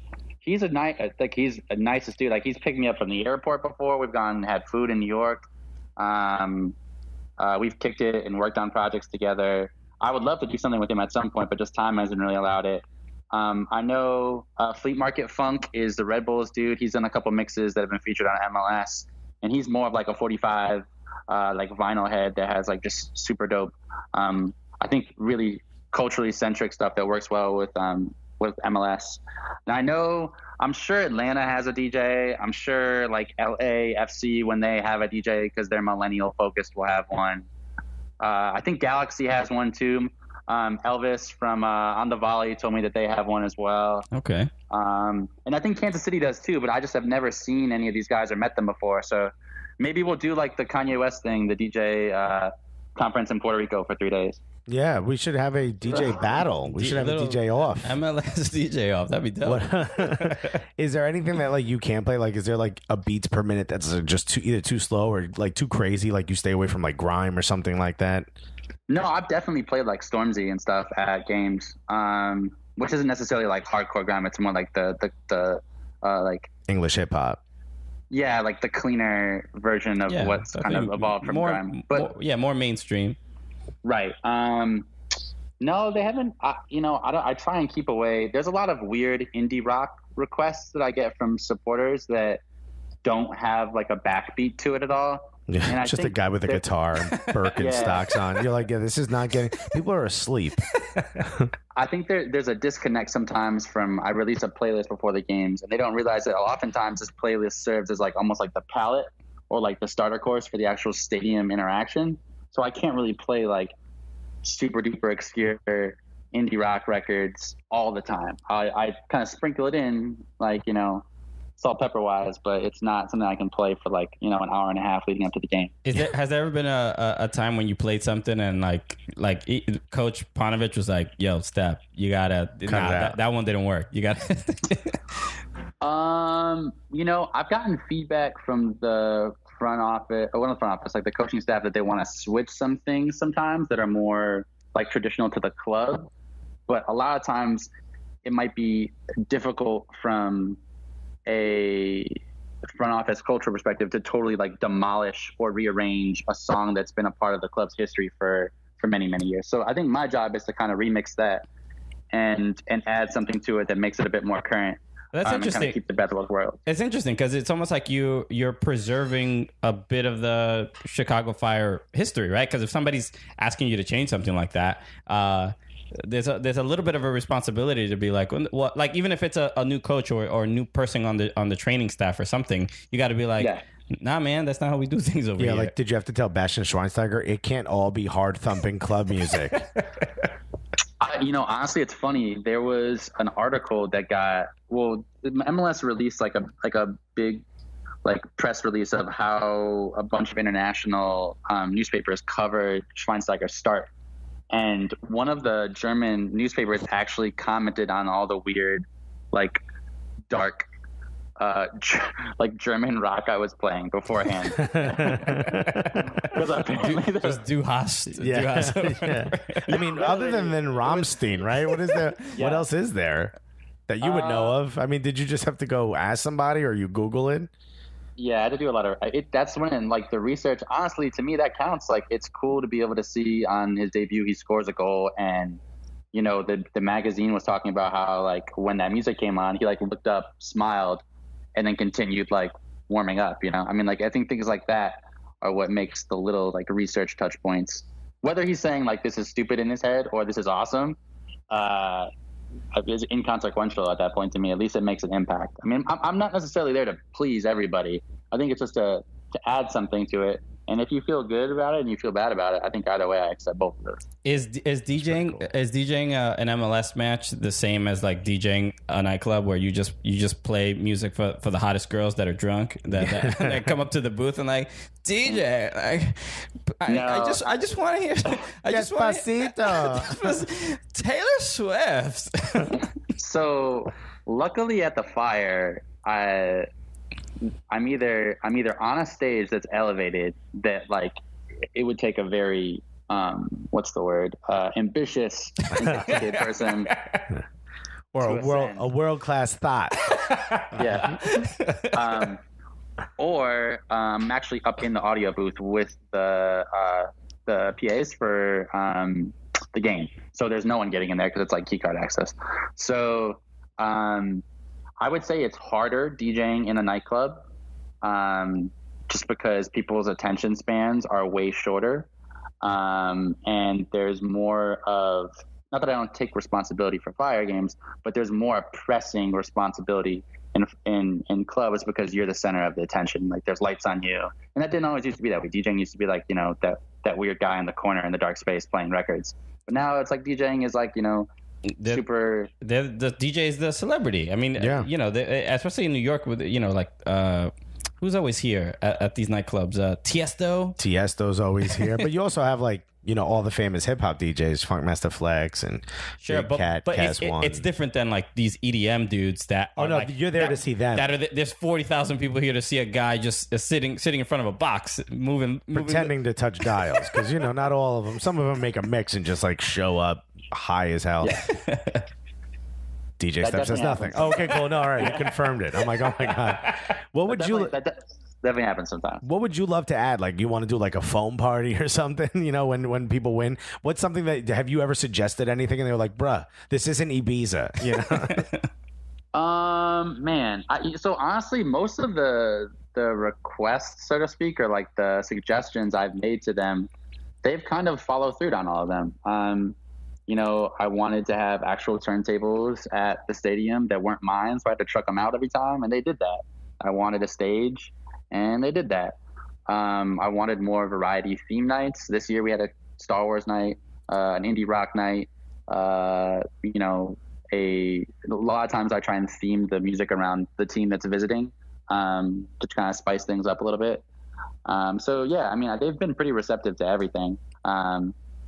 But I don't know if the foam party would work. I will say that we might be doing something cool at the end of the year that involves.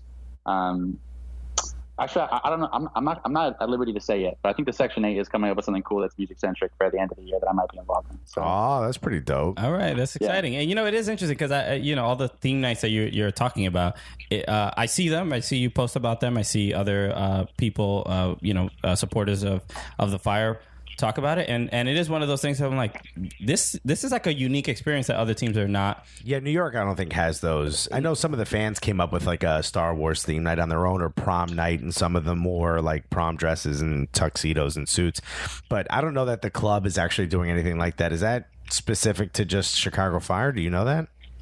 I know everyone's been kind of jumping in on the Star Wars bandwagon just because of the like more recent pop culture references that are going on, and like the reboots of all the movies. But this year when we did the Star Wars night, we actually had to reach out to Lucasfilms and get rights for the music, the typography, like representing the brand at the game. So there's a lot more hoops than you think to jump in to actually get that. And actually all of the proceeds from the scarves that they sold for it, we have to pick a charity for them to go to. So it's not for profit at all. Oh, all right. Yeah, well, that's still pretty good, though. But the fact that the team DJ can be like, hey, this is a thing I want to do, and then the team itself is like, sure, we will invest that money for that experience. It just shows how much faith and trust that they have in you. And a lot of time, everybody knows you don't trust a DJ. Never trust a DJ. That's true. We are pretty shady individuals. Yes. Well, DJ is like you're. I mean, there's a lot of like Cypher Sounds is a famous DJ in New York who's converted over to be a comedian.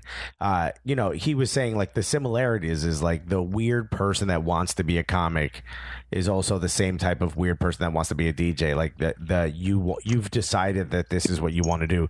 You want to play records and spin them in a certain way where people are influenced, and we want to say words in a certain way where people are influenced. You're a very small section of society that has that capability, and certainly the drive to continue to do that. So you're obviously shady is maybe not the word, but definitely weird. Weird is certainly the word.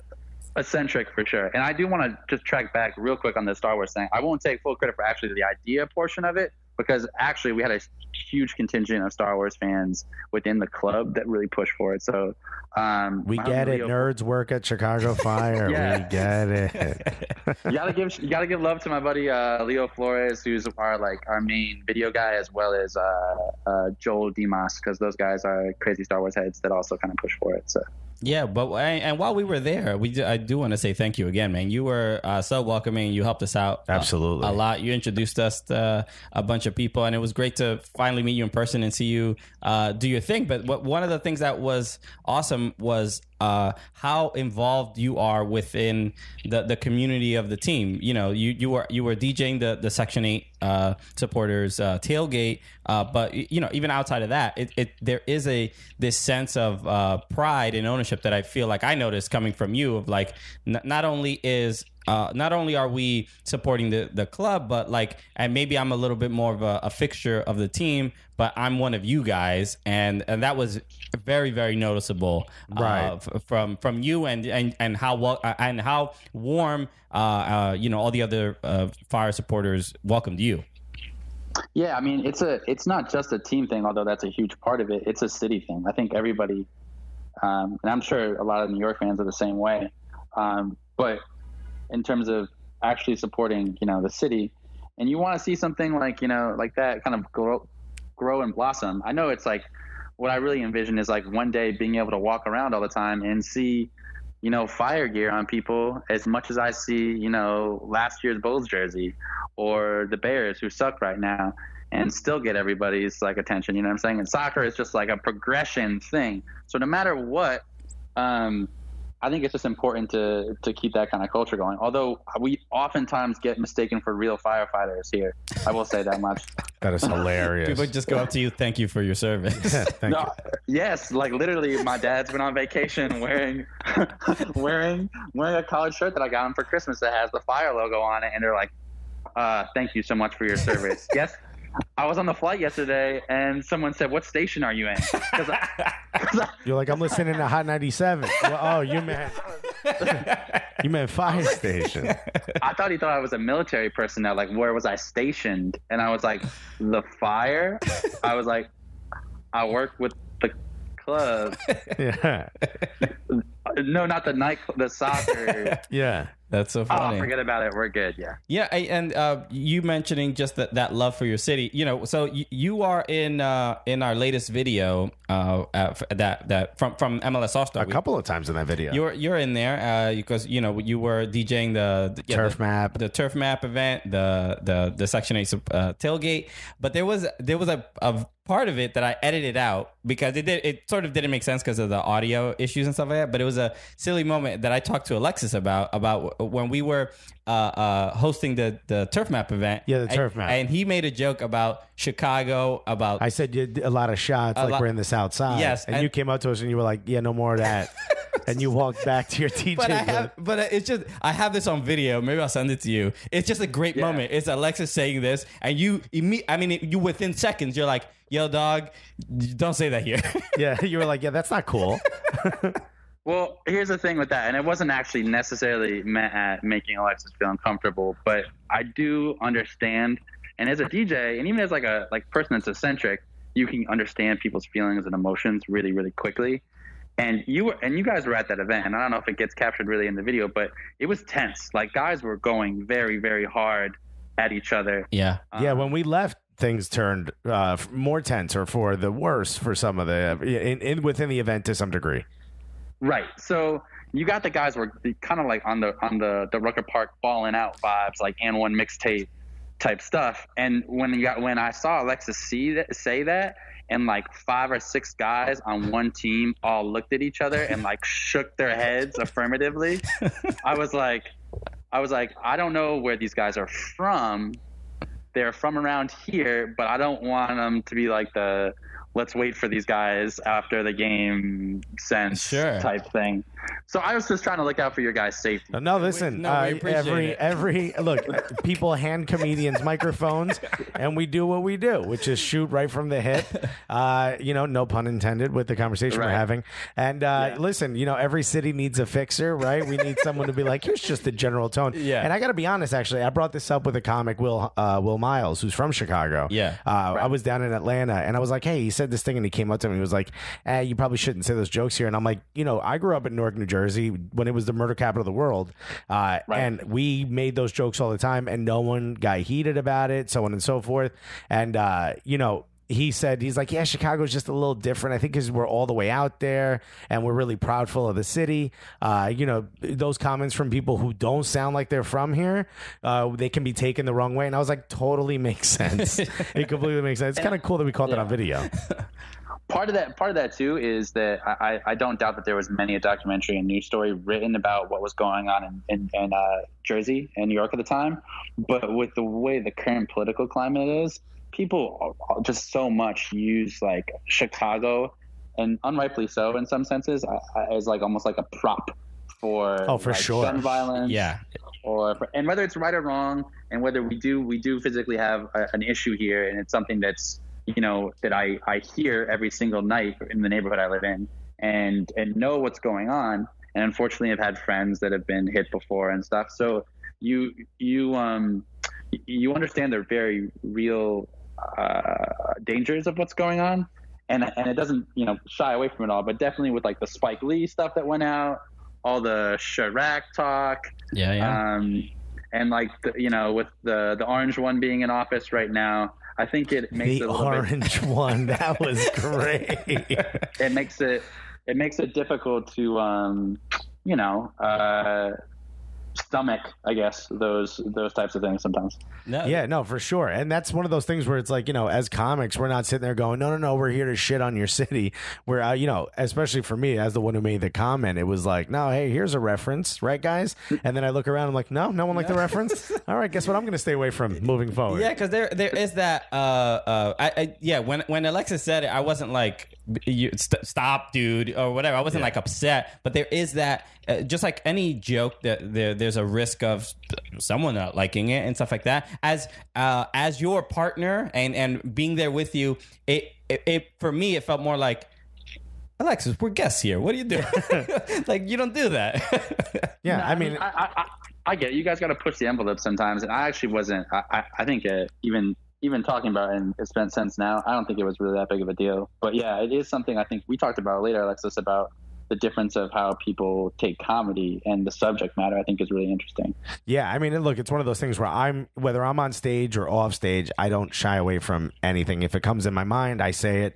And then I always think to myself, like, well, if there are going to be repercussions, let them, happen. And I'm more than happy to reconsider, certain subjects as things not to touch again. Like, when you do a weekend in a city, like I was just in San Antonio not too long ago, I think before I went out to Chicago. And I was like, let me make fun of these things about this city when I first get on stage. And the guy who ran the club was like, hey, all those things are really funny. That one thing you brought up is really sensitive here. Don't bring that up again. Or if you're going to just understand, you might lose the room and then you have to win them back. But I have 45 minutes to do so. By the way, that one thing is a Whataburger. It's a cheeseburger place. Very sensitive subject. I shit on San Antonio. I shit on the Alamo and they were clapping. I shit on Selena and they were clapping. I shit on the Spurs and they were clapping. I shit on a cheeseburger chain and I almost lost them. I'm a little offended you talk about that Angel Selena like that, bro. Isn't that messed up that, in Chicago you lost everybody on mass shooting and violence, and in another city you lost it on a fried piece of ground beef? Yeah, which is a terribly fried. No, but it was while I was editing the video, it was a significant moment that I did want to talk to you about, especially because of that Chicago being used as a prop, and But it's not just that. It's also that, you're not just the DJ of the local soccer club. You are a Chicago dude. You represent Chicago. You have the hearts and the minds of the people of Chicago. And when you do things like, I don't see the DJs from other clubs showing up to supporter events. You're out there DJing the Section 8 event. I don't see the DJ putting up videos that, wearing Chicago Fire gear or their own club gear. You're doing that. Yeah. So those things, it's like you are as much a part of the city as you are sort of associated with, standing behind, turntables at a game. Yeah. And I do want to say, make sure I say thank you for just having our back in that particular moment. Yeah, I didn't need it, bro. No, I'm kidding. Thank you. Thank you so much, man. No, it's all good, guys. I got your back. It's all right. Yeah. Like if you come to New York and you start bad mouthing the G train, I'll be like, yo, homie, not right now, not son. Right now, but maybe not on the G train. Not on the G train. You do this shit on the Q train, you good. I'll make sure I bring my Derek Cheater limited edition hat with me, and that I'm fully dressed in South Pole and Timberlands for my winter trip to. I'm gonna show you how to tie your Timbs. We're gonna do it up right. And make sure you tip that Yankee cap every opportunity you get to every deli owner. Call everyone I-Boss. the Hove prop to my New York hat. Absolutely. Step, man, thank you so much for being on the show, dude. It's always a pleasure. You're a great dude, and obviously, if you're in Chicago, if you're already a Fire fan and you don't know DJ Step, I mean, you're missing out. But make sure you support this dude, because he's not only just at the games, but he's supporting Chicago, and he does a lot of events involved with the team and outside of the team. So definitely support Step for sure. And you know what? Just because you're not a firefighter doesn't mean that when you're wearing fire gear, people shouldn't buy you drinks. Okay, so I'm putting that out there. It's not just for the firefighter. Sometimes it's for the guys who fight for the Chicago Fire. Am I right? Yeah, you guys, I mean, you just uncovered my master ploy to get free drinks at every establishment I got here. But, well, then, I'm glad we could help. The man's a hero. He's done so much for our nation. And the roof is on fire. Is this something you need to play then?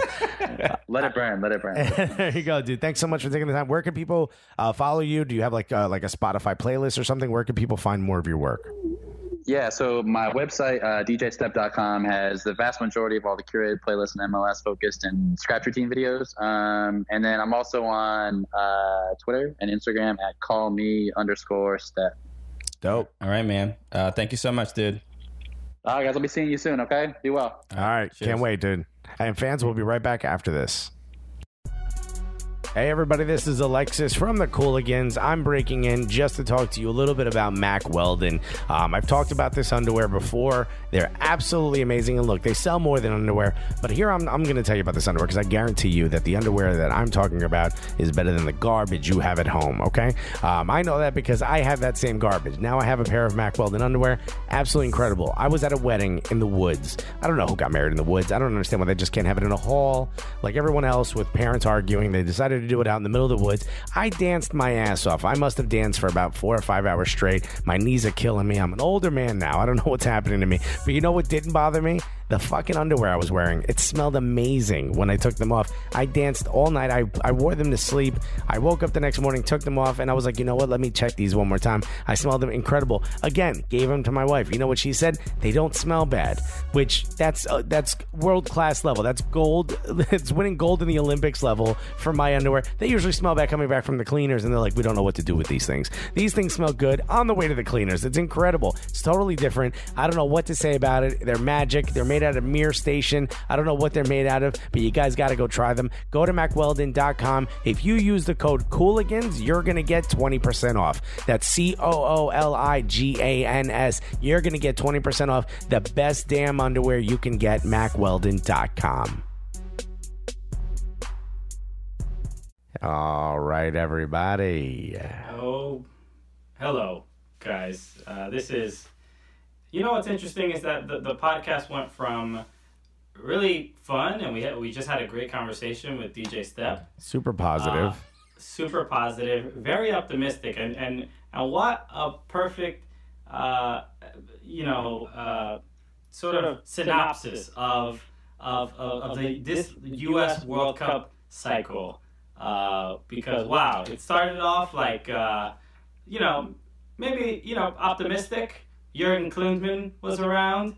We thought we were going to be doing really, really well at the next World Cup, and now we're miserable. We're miserable people. But you know what? Let's applaud DJ Step for coming on the show because he is a great dude and did lift our spirits, even though now they just plummeted right back down. But we'll recover. So will we? I mean, this is pretty much the worst case scenario. You know what? This is how I'll start this conversation. Because right now, what time is it right now? It is 12:30 in the morning. It is 12:30 in the morning, Wednesday, October 11th. This is when we're recording this, and this is what I was thinking legitimately when I was on my way home. So I was at a show. Currently it's the Park Slope Comedy Festival, and we're doing a bunch of shows all across Park Slope, and I'm kind of writhing, and while I'm trying to continue, kind of producing these shows and helping these shows out and making sure they run smoothly, it's difficult to hide the fact that I'm miserable inside, because of what just took place.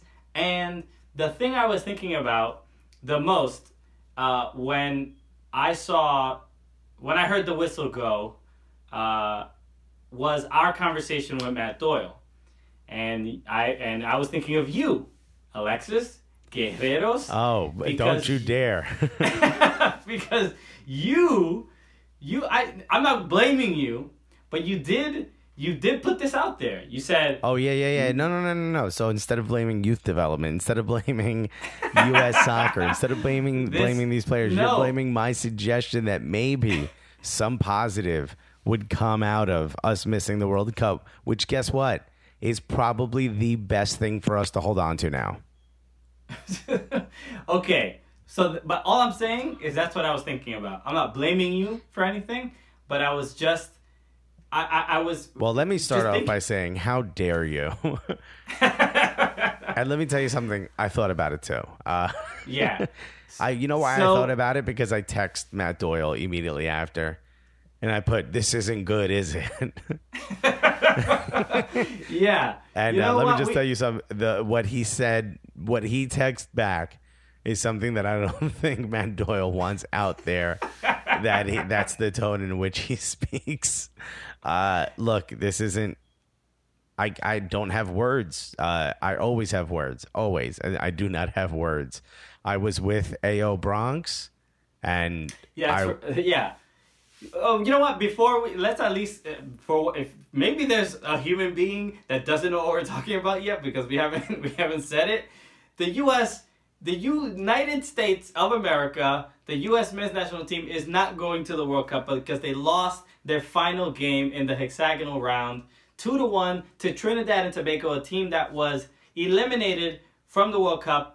From years ago at this point. Yeah, they were. I forgot they were even in it. That's how long ago they were eliminated. And not only that, but they also started like nobodies. They barely had. They had their B squad in there. You're putting salt. You just stabbed me, and then you put salt. You put salt in that stab wound, right? Buddy, now, I'm gonna pull the knife out and dig it back in the exact same hole. Okay? I didn't even know that. That doesn't make me feel any better, obviously. But holy shit! I mean, it's not even that. It's even at losing, we could have still went to the World Cup, except Honduras had to beat Mexico, and Panama had to beat Costa Rica, and all of those things happened. Everything to happen, everything that needed to happen, happened. All the worst case scenarios happened, except for the U.S. U.S. soccer right now is the Hillary Clinton campaign. On the night of the election, we're just staring at the screens going, well, that can't be real. Yeah. This is what's crazy is that, and I remember, November 8th, Trump's elected. Nobody can believe what the hell just happened. And the first thing I was thinking of was, holy crap, how the hell am I gonna, for a second, I'm like, how the hell am I supposed to do comedy? I have a show tonight. How am I supposed to do comedy when this happened? Just an absurd, like, I know what my job is. I know why people come to comedy shows, and there's a responsibility that I have to bring some joy. But what happens when the clown is sad? Yeah. What do we do now? What happens when he goes, well, I am the great Pagliacci or whatever. It's that whole thing. It's so and the first thing I thought was like, we're doing this podcast, and for some reason, for this particular moment, it was because we wanted to be talking about how exciting it'll be for U.S. making it to the World Cup. This is gonna be great. So what did I say to you earlier? I was like, you know what? Let's record. Let's wait till after the game to record a segment of the podcast. So we can just talk about how awesome it is that the U.S. in the World Cup, and remember I said it was going to be. Oh, it'll be a quick one. We'll just be like, "Hey, we did it, baby!" Yeah, let's all pat ourselves on the back and go on with our lives. American soccer saved once again, so everything's cool. I mean, what do we do when the clown is sad? What do we do when the clown is full blown depressed? What do we? Yeah. What do we do when the clown is damn near suicidal, like a lot of fans are right now? I mean, Omar Gonzalez.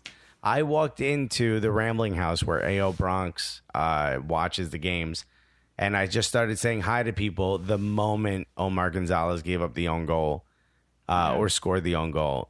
And I was like, oh, man, maybe I'm the bad luck charm. Maybe I should go back into the car. And the events that unfolded, I mean, I will forever. I don't think I could go back into that establishment. That's how much all of this hurt. The last time I was there, I won a FIFA tournament, and I was very happy. Why are you even bringing that up? I am. I don't think I've been this disappointed in a soccer, I don't know, team, club, nation, system, anything in my entire life. This is brutal. I'm thinking about all the children. Like, I started watching soccer sort of to the buildup of the World Cup, and when the World Cup was coming and everyone was talking about World Cup. World Cup is the reason why, so many kids were going to look at Christian Pulisic and be like, man, I want to be just like him. And they were going to go play. And it was just all of those things. MLS, what happens to MLS now? Do the numbers slide back? We get a bump after every World Cup. Is that going to happen? That might not happen. Sure. This might affect us. This directly affects us. Yeah. This is crazy. Because they're obviously the U.S. in the World Cup puts everything that we do and all the like content we make with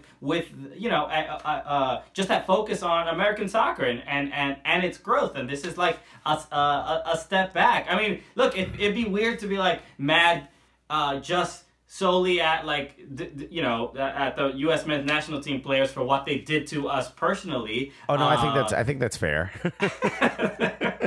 But this is the thing, is like, doing this podcast, this is a comedy podcast. We just happen to talk about soccer, right? So it's really hard to separate that right now. It's really hard to get into the comedy part of this. Exactly. And I know people listening to this right now are like, maybe the Cooligans will cheer me up. And we'll definitely hope we do that. But just know that we are suffering just like you. And this is so crazy to us. And look, listen to me right now. I sound like Alexis, 6 months ago, talking about, we got to get all these old guys out of the team. How is Dempsey and his heart and all this other stuff? And that is how enraged this has gotten to me. This is surreal that what was it? 12 points in 10 matches? Like, embarrassing. It's embarrassing. It's beyond embarrassing. So embarrassing. And also, I think there is a silver lining in all of this, which is that I was right. Yeah, if we can find any solace. If there's something to look up to. in this time of dire need. It's that Alexis was right. Well, then, okay, look. I remember when I was studying business in school, they said crises will happen. It's how you react to them. Taylor Twellman already said this on ESPN, which is what I said to Matt Doyle on the phone, which is what I said on Twitter, which is what I said to you, which is if we look at what happens to national teams and national team systems when they have catastrophic failures, which I think you and I would both agree this is that. What happens? The best example of turning that around is what Germany did in 2000. And if we do not do even half of those things, then we are absolutely insane as a footballing nation, as a soccer playing nation. Then the people in charge do not care about what happens to us as a country. They care more about what this country produces for their pocket. That is the only result, the only assumption I can make. And I know you guys are waiting for a joke, and I don't know what that joke is. I don't know where to find the funny in this, except to say, okay, this has completely ripped us apart. This is some type of, our parents are getting divorced, okay? There's no other way to put this.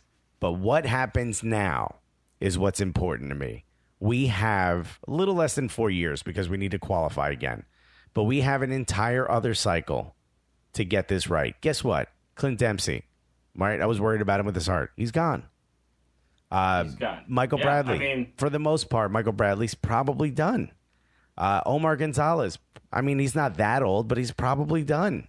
Matt Beasler, he's probably done. Graham Zusi, he's probably done. DeMarcus Beasley, he's starting in the next 8 World Cups. He will, without a doubt, be there. Why would you? No, I mean, you got to keep some sort of,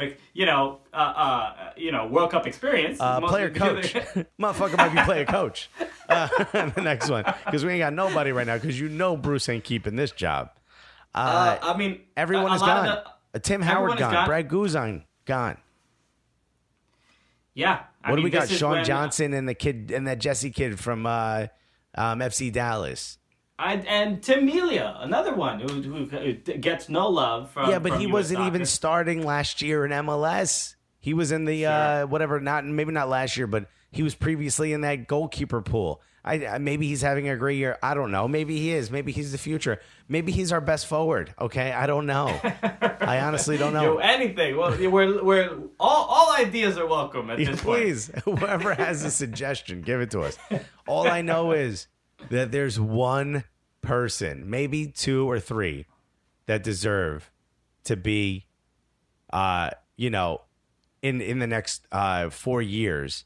And to me, that's obviously Christian Pulisic right up at the top, Darlington Nagbe, if he's still of age, and Paul Arriola, who's really young. Other than that, I can't think of anyone else. DeAndre Yedlin is a beast and deserves to be in there. Everyone else. I mean, these players just aren't good enough. And I know, look, I did a bit more research after I spoke to Matt Doyle, and it turns out that in youth development, there's a gap in the early 90s. I believe it's 91 through 94, and then 95 produced like 1 or 2 good players, and then 96 again failed. So this is purging us of that sort of youth development failure. But if that's a sign to anybody, it's that we need to pay more attention to the youth development, because that's what's going to dictate success at this stage. You cannot build a soccer player after 21. Look, I'm in my 30s, and I'm fat. I'm not going to have abs, okay? I can work out as hard as I want. I'm not going to have abs. It's too late for me.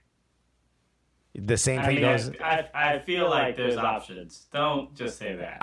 Okay, for abs, I can be thinner, but I'm not going to have. Look, me and Cristiano Ronaldo are never going to have the same body unless he really lets himself go. Okay. So what I'm saying is, I can't meet him. He's got to come meet me. Okay. For U.S. You got to compromise. Yeah, look. Meet me halfway, or maybe meet me 3/4. Or just. Or let me just chill right here until you get here, buddy. All I'm saying is that U.S. soccer has done this before, where they've continued to push along the same thing. Sunil Gulati said that, we shouldn't rip this whole thing apart because a ball 2 inches this way or that way changes everything. That scares me a bit, because I don't want these folks to lose money. I don't want these people to lose the firm grip they have on the U.S. soccer. They pumped a lot of money into it, and if they want to hold on to it as an investment, if they want to maintain it, if they don't want the same culture that's in Europe where it's splintered and they want to be able to maintain everything as a single entity, if that's what it takes, then fine. But you have to do what we have to do in youth development, because this cannot continue. This is ridiculous. We lost to Trinidad, and we played in a wheat field. Dude, the players' shoes were hiding in the grass as they took steps. That's how tall the grass was. That's not an excuse. We knew we practiced. We knew what we were up against. They didn't put down new grass. There is I guess after the loss, you remember when, so the New York Giants haven't won a game in the NFL. Do you have to remind me? But they haven't. Somebody made a point that the New York Giants have not won a game since Odell Beckham Jr. took pictures on that boat in Florida or whatever before a playoff game, and everybody was very critical of him for that. And I honestly think, how Trinidad was frustrated that the U.S. was making fun of them, making fun of the training ground that the U.S. was training on, because there was heavy rain and there were pools of water, and they were carrying Christian Pulisic. He was piggybacking on somebody while they carried him onto the pitch, and they put hashtag River to Russia instead of Road to Russia. Dude, it's that you're not in the World Cup yet. There's a little bit of we're just gonna go here, get 3 points, and just head back home and just book our flights to Russia. They went in with but we just beat Costa Rica 4-0. I mean, you wouldn't have confidence. Panama, they beat Panama. Sorry, 4-0. we just Panama. But they went in way too much arrogance. Always, those teams that are eliminated, they're not just like, all right, cool, we got you. You need to go where? Oh, yeah, they're not your travel agent that's trying to book your trip to your vacation to Russia. So they clearly went in with just a little too much arrogance, expected those 3 points, and just the lack of urgency is, especially after that, such a great win. And you heard the first segment. How excited were we that the U.S. was on their damn way to Russia? And ridiculous. It's ridiculous to look back. I almost want to edit that out. I mean, it's people are going to be listening to that. People are going to listen to the first segment and be like, "Yo, these guys sound like fucking fools." Yeah, these guys are damn idiots. I honestly don't know. I don't know what happens from here. There's just a lot of question marks, Well, I'll leave it up to the fans. I'll leave it up to the fans to message us. How do you feel? I mean, you've probably posted on Twitter. Share with us how you feel. Tag us in whatever rant you go on. If you guys do a 40 tweet thread, tag us in one of them so we can follow it, because I don't know how to feel. I mean, besides upset, angry, disappointed, saddened. What are the 12 stages? I did them all already. All right, yeah. Now I'm on to, I have a heroin addiction now. Oh, my God. What's going on, well, man? Extra Time Radio does the brown liquor episode. I text Matt. I'm like, you guys are going to need a little something stronger. Maybe a spoon over a flame, This is brutal. This is brutal. Beyond brutal. And, it's as two people who try to make comedic content about soccer, winning consistently isn't very funny, right? Sure. Just constant success is not funny. This is way less funny, though. This is Fuck yeah! This is not bringing the joy we want to spread to the American soccer world. This is not the premise of the joke that we wanted. No, not at all. We would have come up with so many jokes. World Cup, this, and that. Like, I mean, it would have been great. U.S. and Russia, Putin is Trump this, and it would have been, we would have had it would have been a parade of jokes. It would have been so fun. It would have been great. And remember, there was that small chance you and I went to Russia. That's gone. That's gone. Yeah. Yeah. I mean, look, it was probably nil. I mean, it was down to the same percentage chance that Honduras had of making the World Cup. What did the ESPN SPI thing? 93% chance for the U.S. to qualify to the World Cup. And what did you say? That damn 7%. I said that damn 7%. You never know. But it's so hard to explain. I mean, just in the game itself, I mean, the only goal coming from Pulisic, not many, great chances. But once you give up that first goal, it's just Trinidad is going to be, they're not, there's not going to be much space to do anything. And, there weren't that many amazing chances when Clint came in. Dude, I mean, come on, you're just putting salt in the wounds. Oh, why are we even talking about the game? What do you think? What do you think? I mean, honestly, I almost didn't even go watch the game. I'm like, baby, we're good. Why don't we just go home and pack? You know what I mean? God damn it. What do you think needs to be done moving forward? Is this salvageable? Well, is this going to kill? How about this? Is this going to kill MLS? I don't think it's going to kill MLS, but it definitely hurts MLS, right? What's interesting is the pro rel for USA hashtag seems a lot sweeter now, right? Now that possibility or that carrot that's there, now it seems like the pro rel sharks they smell blood, right? Oh yeah, and there's honestly, chum in the water now. There's chum in the water, and that's Sunil Gulati's arm right there that they're willing, they just want to eat up. They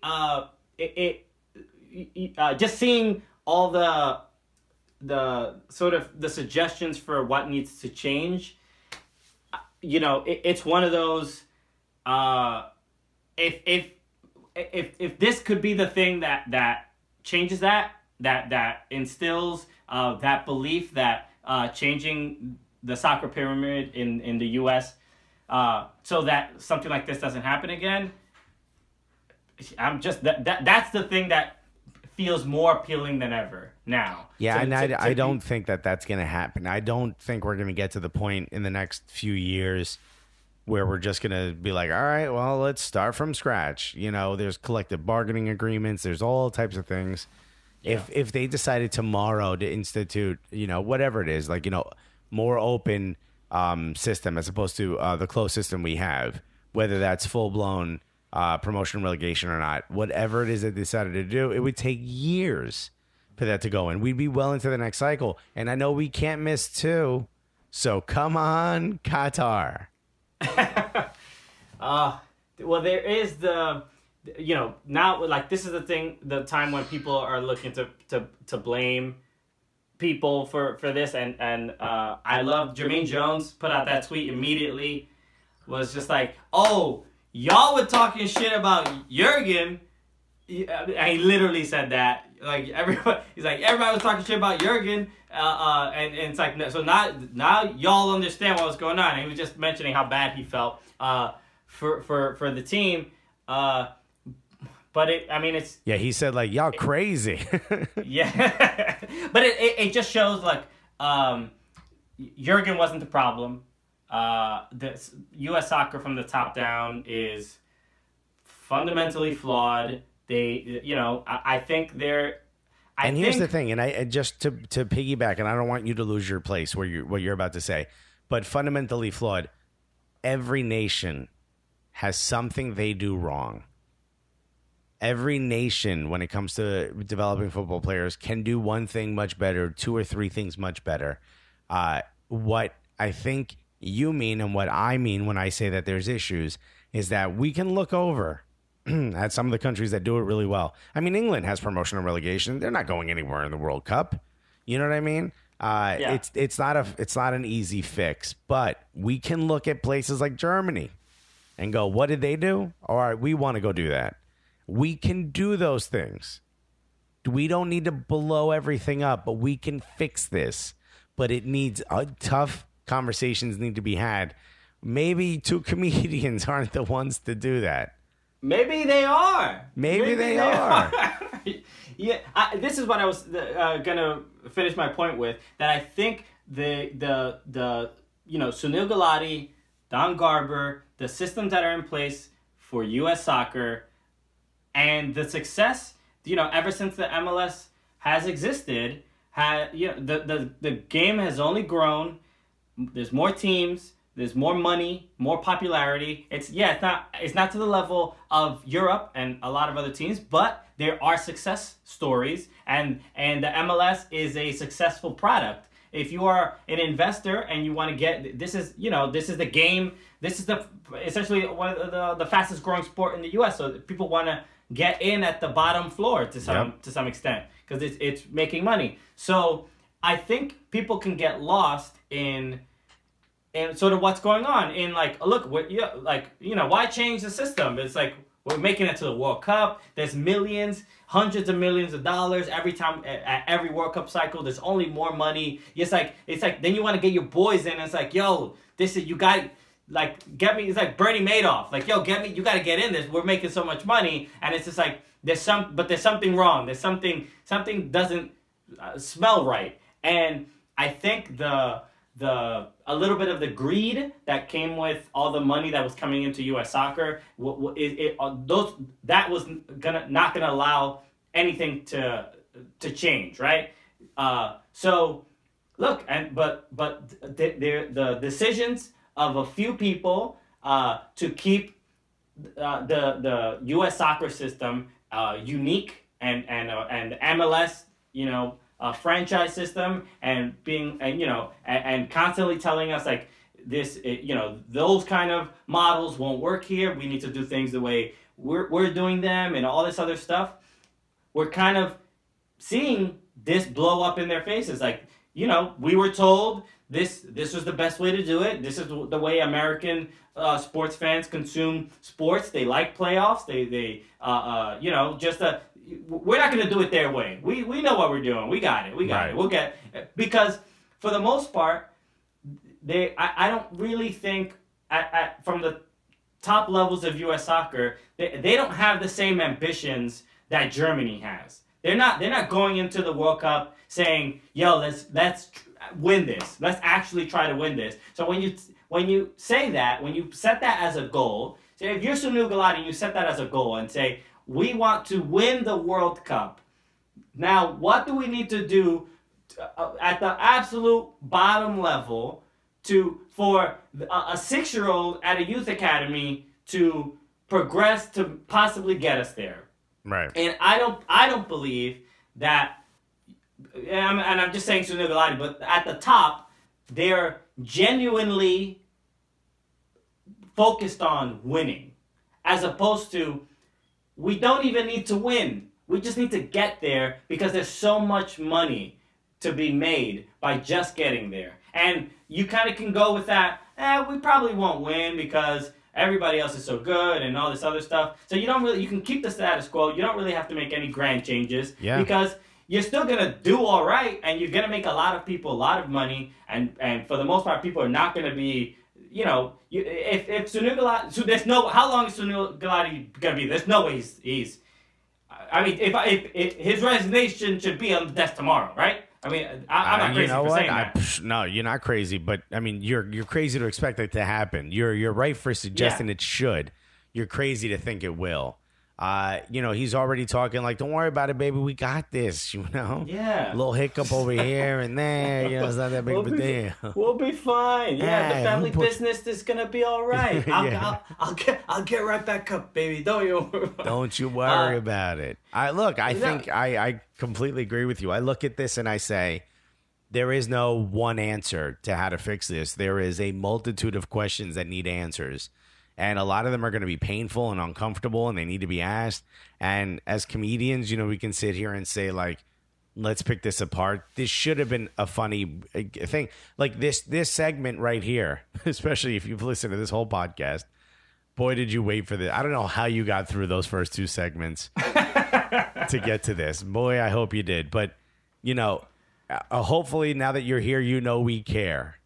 Because we're not even able to just sit here and just shit all over this. We're not trolls, man. That's not what we do. We're not sitting here going, no, the hilarious the U.S. got out of it. If you want that, go to different podcasts. That's not who we are.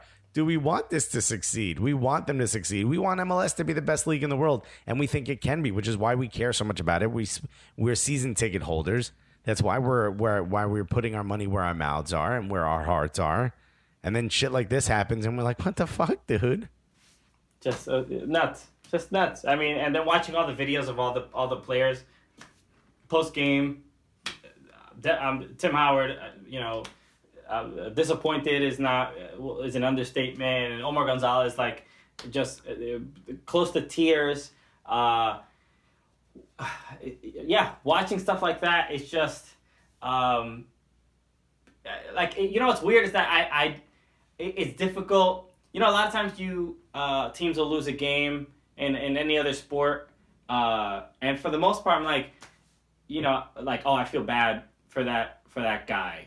There was just like I remember when the Portland Timbers won 2 years ago. Part of me was like, oh, cool that they won, but then I felt bad for Kai Kamara getting that far and losing. And there was just like there's a little bit of I feel it must be so tough. For the Atlanta Falcons when they lost the Super Bowl, I'm like, that's so tough on them. I feel so bad that they lost that way and they were so close, things like that. But this is like one of the first times where I'm like, I don't even fucking feel bad for the players. I'm just I'm like, fuck these guys. I'm so angry. Yeah, I'm so angry. I'm like, it's their fault. Why would I feel bad for them? It's their fault. And it really and maybe just it's what. It's like one of those things where you realize how much soccer means to you. Where I'm like, I'm not personally mad at Michael Bradley. I'm not personally mad at these, but it's just like as a group collectively, it's just it brings out that much passion. Where I'm like, actually, I don't care how sad you are. Like This is ridiculous. Like it's like it's like when a dog shits on the floor and you rub the dog's nose in the shit, like don't shit there. Don't do that, right? That's like, I mean, I don't have a dog, so I've never had a pet, so I don't know if that. I've heard people do that, but you probably shouldn't do that. You're like, right? Make him eat the shit. You know how it goes. You make him eat the shit. And then you eat the shit to show him you're the boss. I don't think that's how you do it, Christian. But that's kind of how I'm like, you guys sit in the mess you made. Yeah. So you can learn to not be an example, because the majority of you are not going to be there. Be an example for the under 17s, right? Or under 18s that are at the World Cup right now in India. How devastated do they feel? And maybe this can be a motivation for them to try to win that trophy. But this is one of those things where like it hurts and sit in it. And it's going to keep hurting. That pain doesn't go away tomorrow. Oh my God! And then come June and the World Cup is here, and it's like, oh yeah, your girl got a new man who's very wealthy and has a large dick, and it's like, whoa, okay, why do you have to tell me that part? But yeah, it's the truth. I didn't think you were allowed to even put that on Instagram. I again, just like you said, and I'll continue to say, when it happened, I walked out of the Rambling House. I said goodbye to like one person.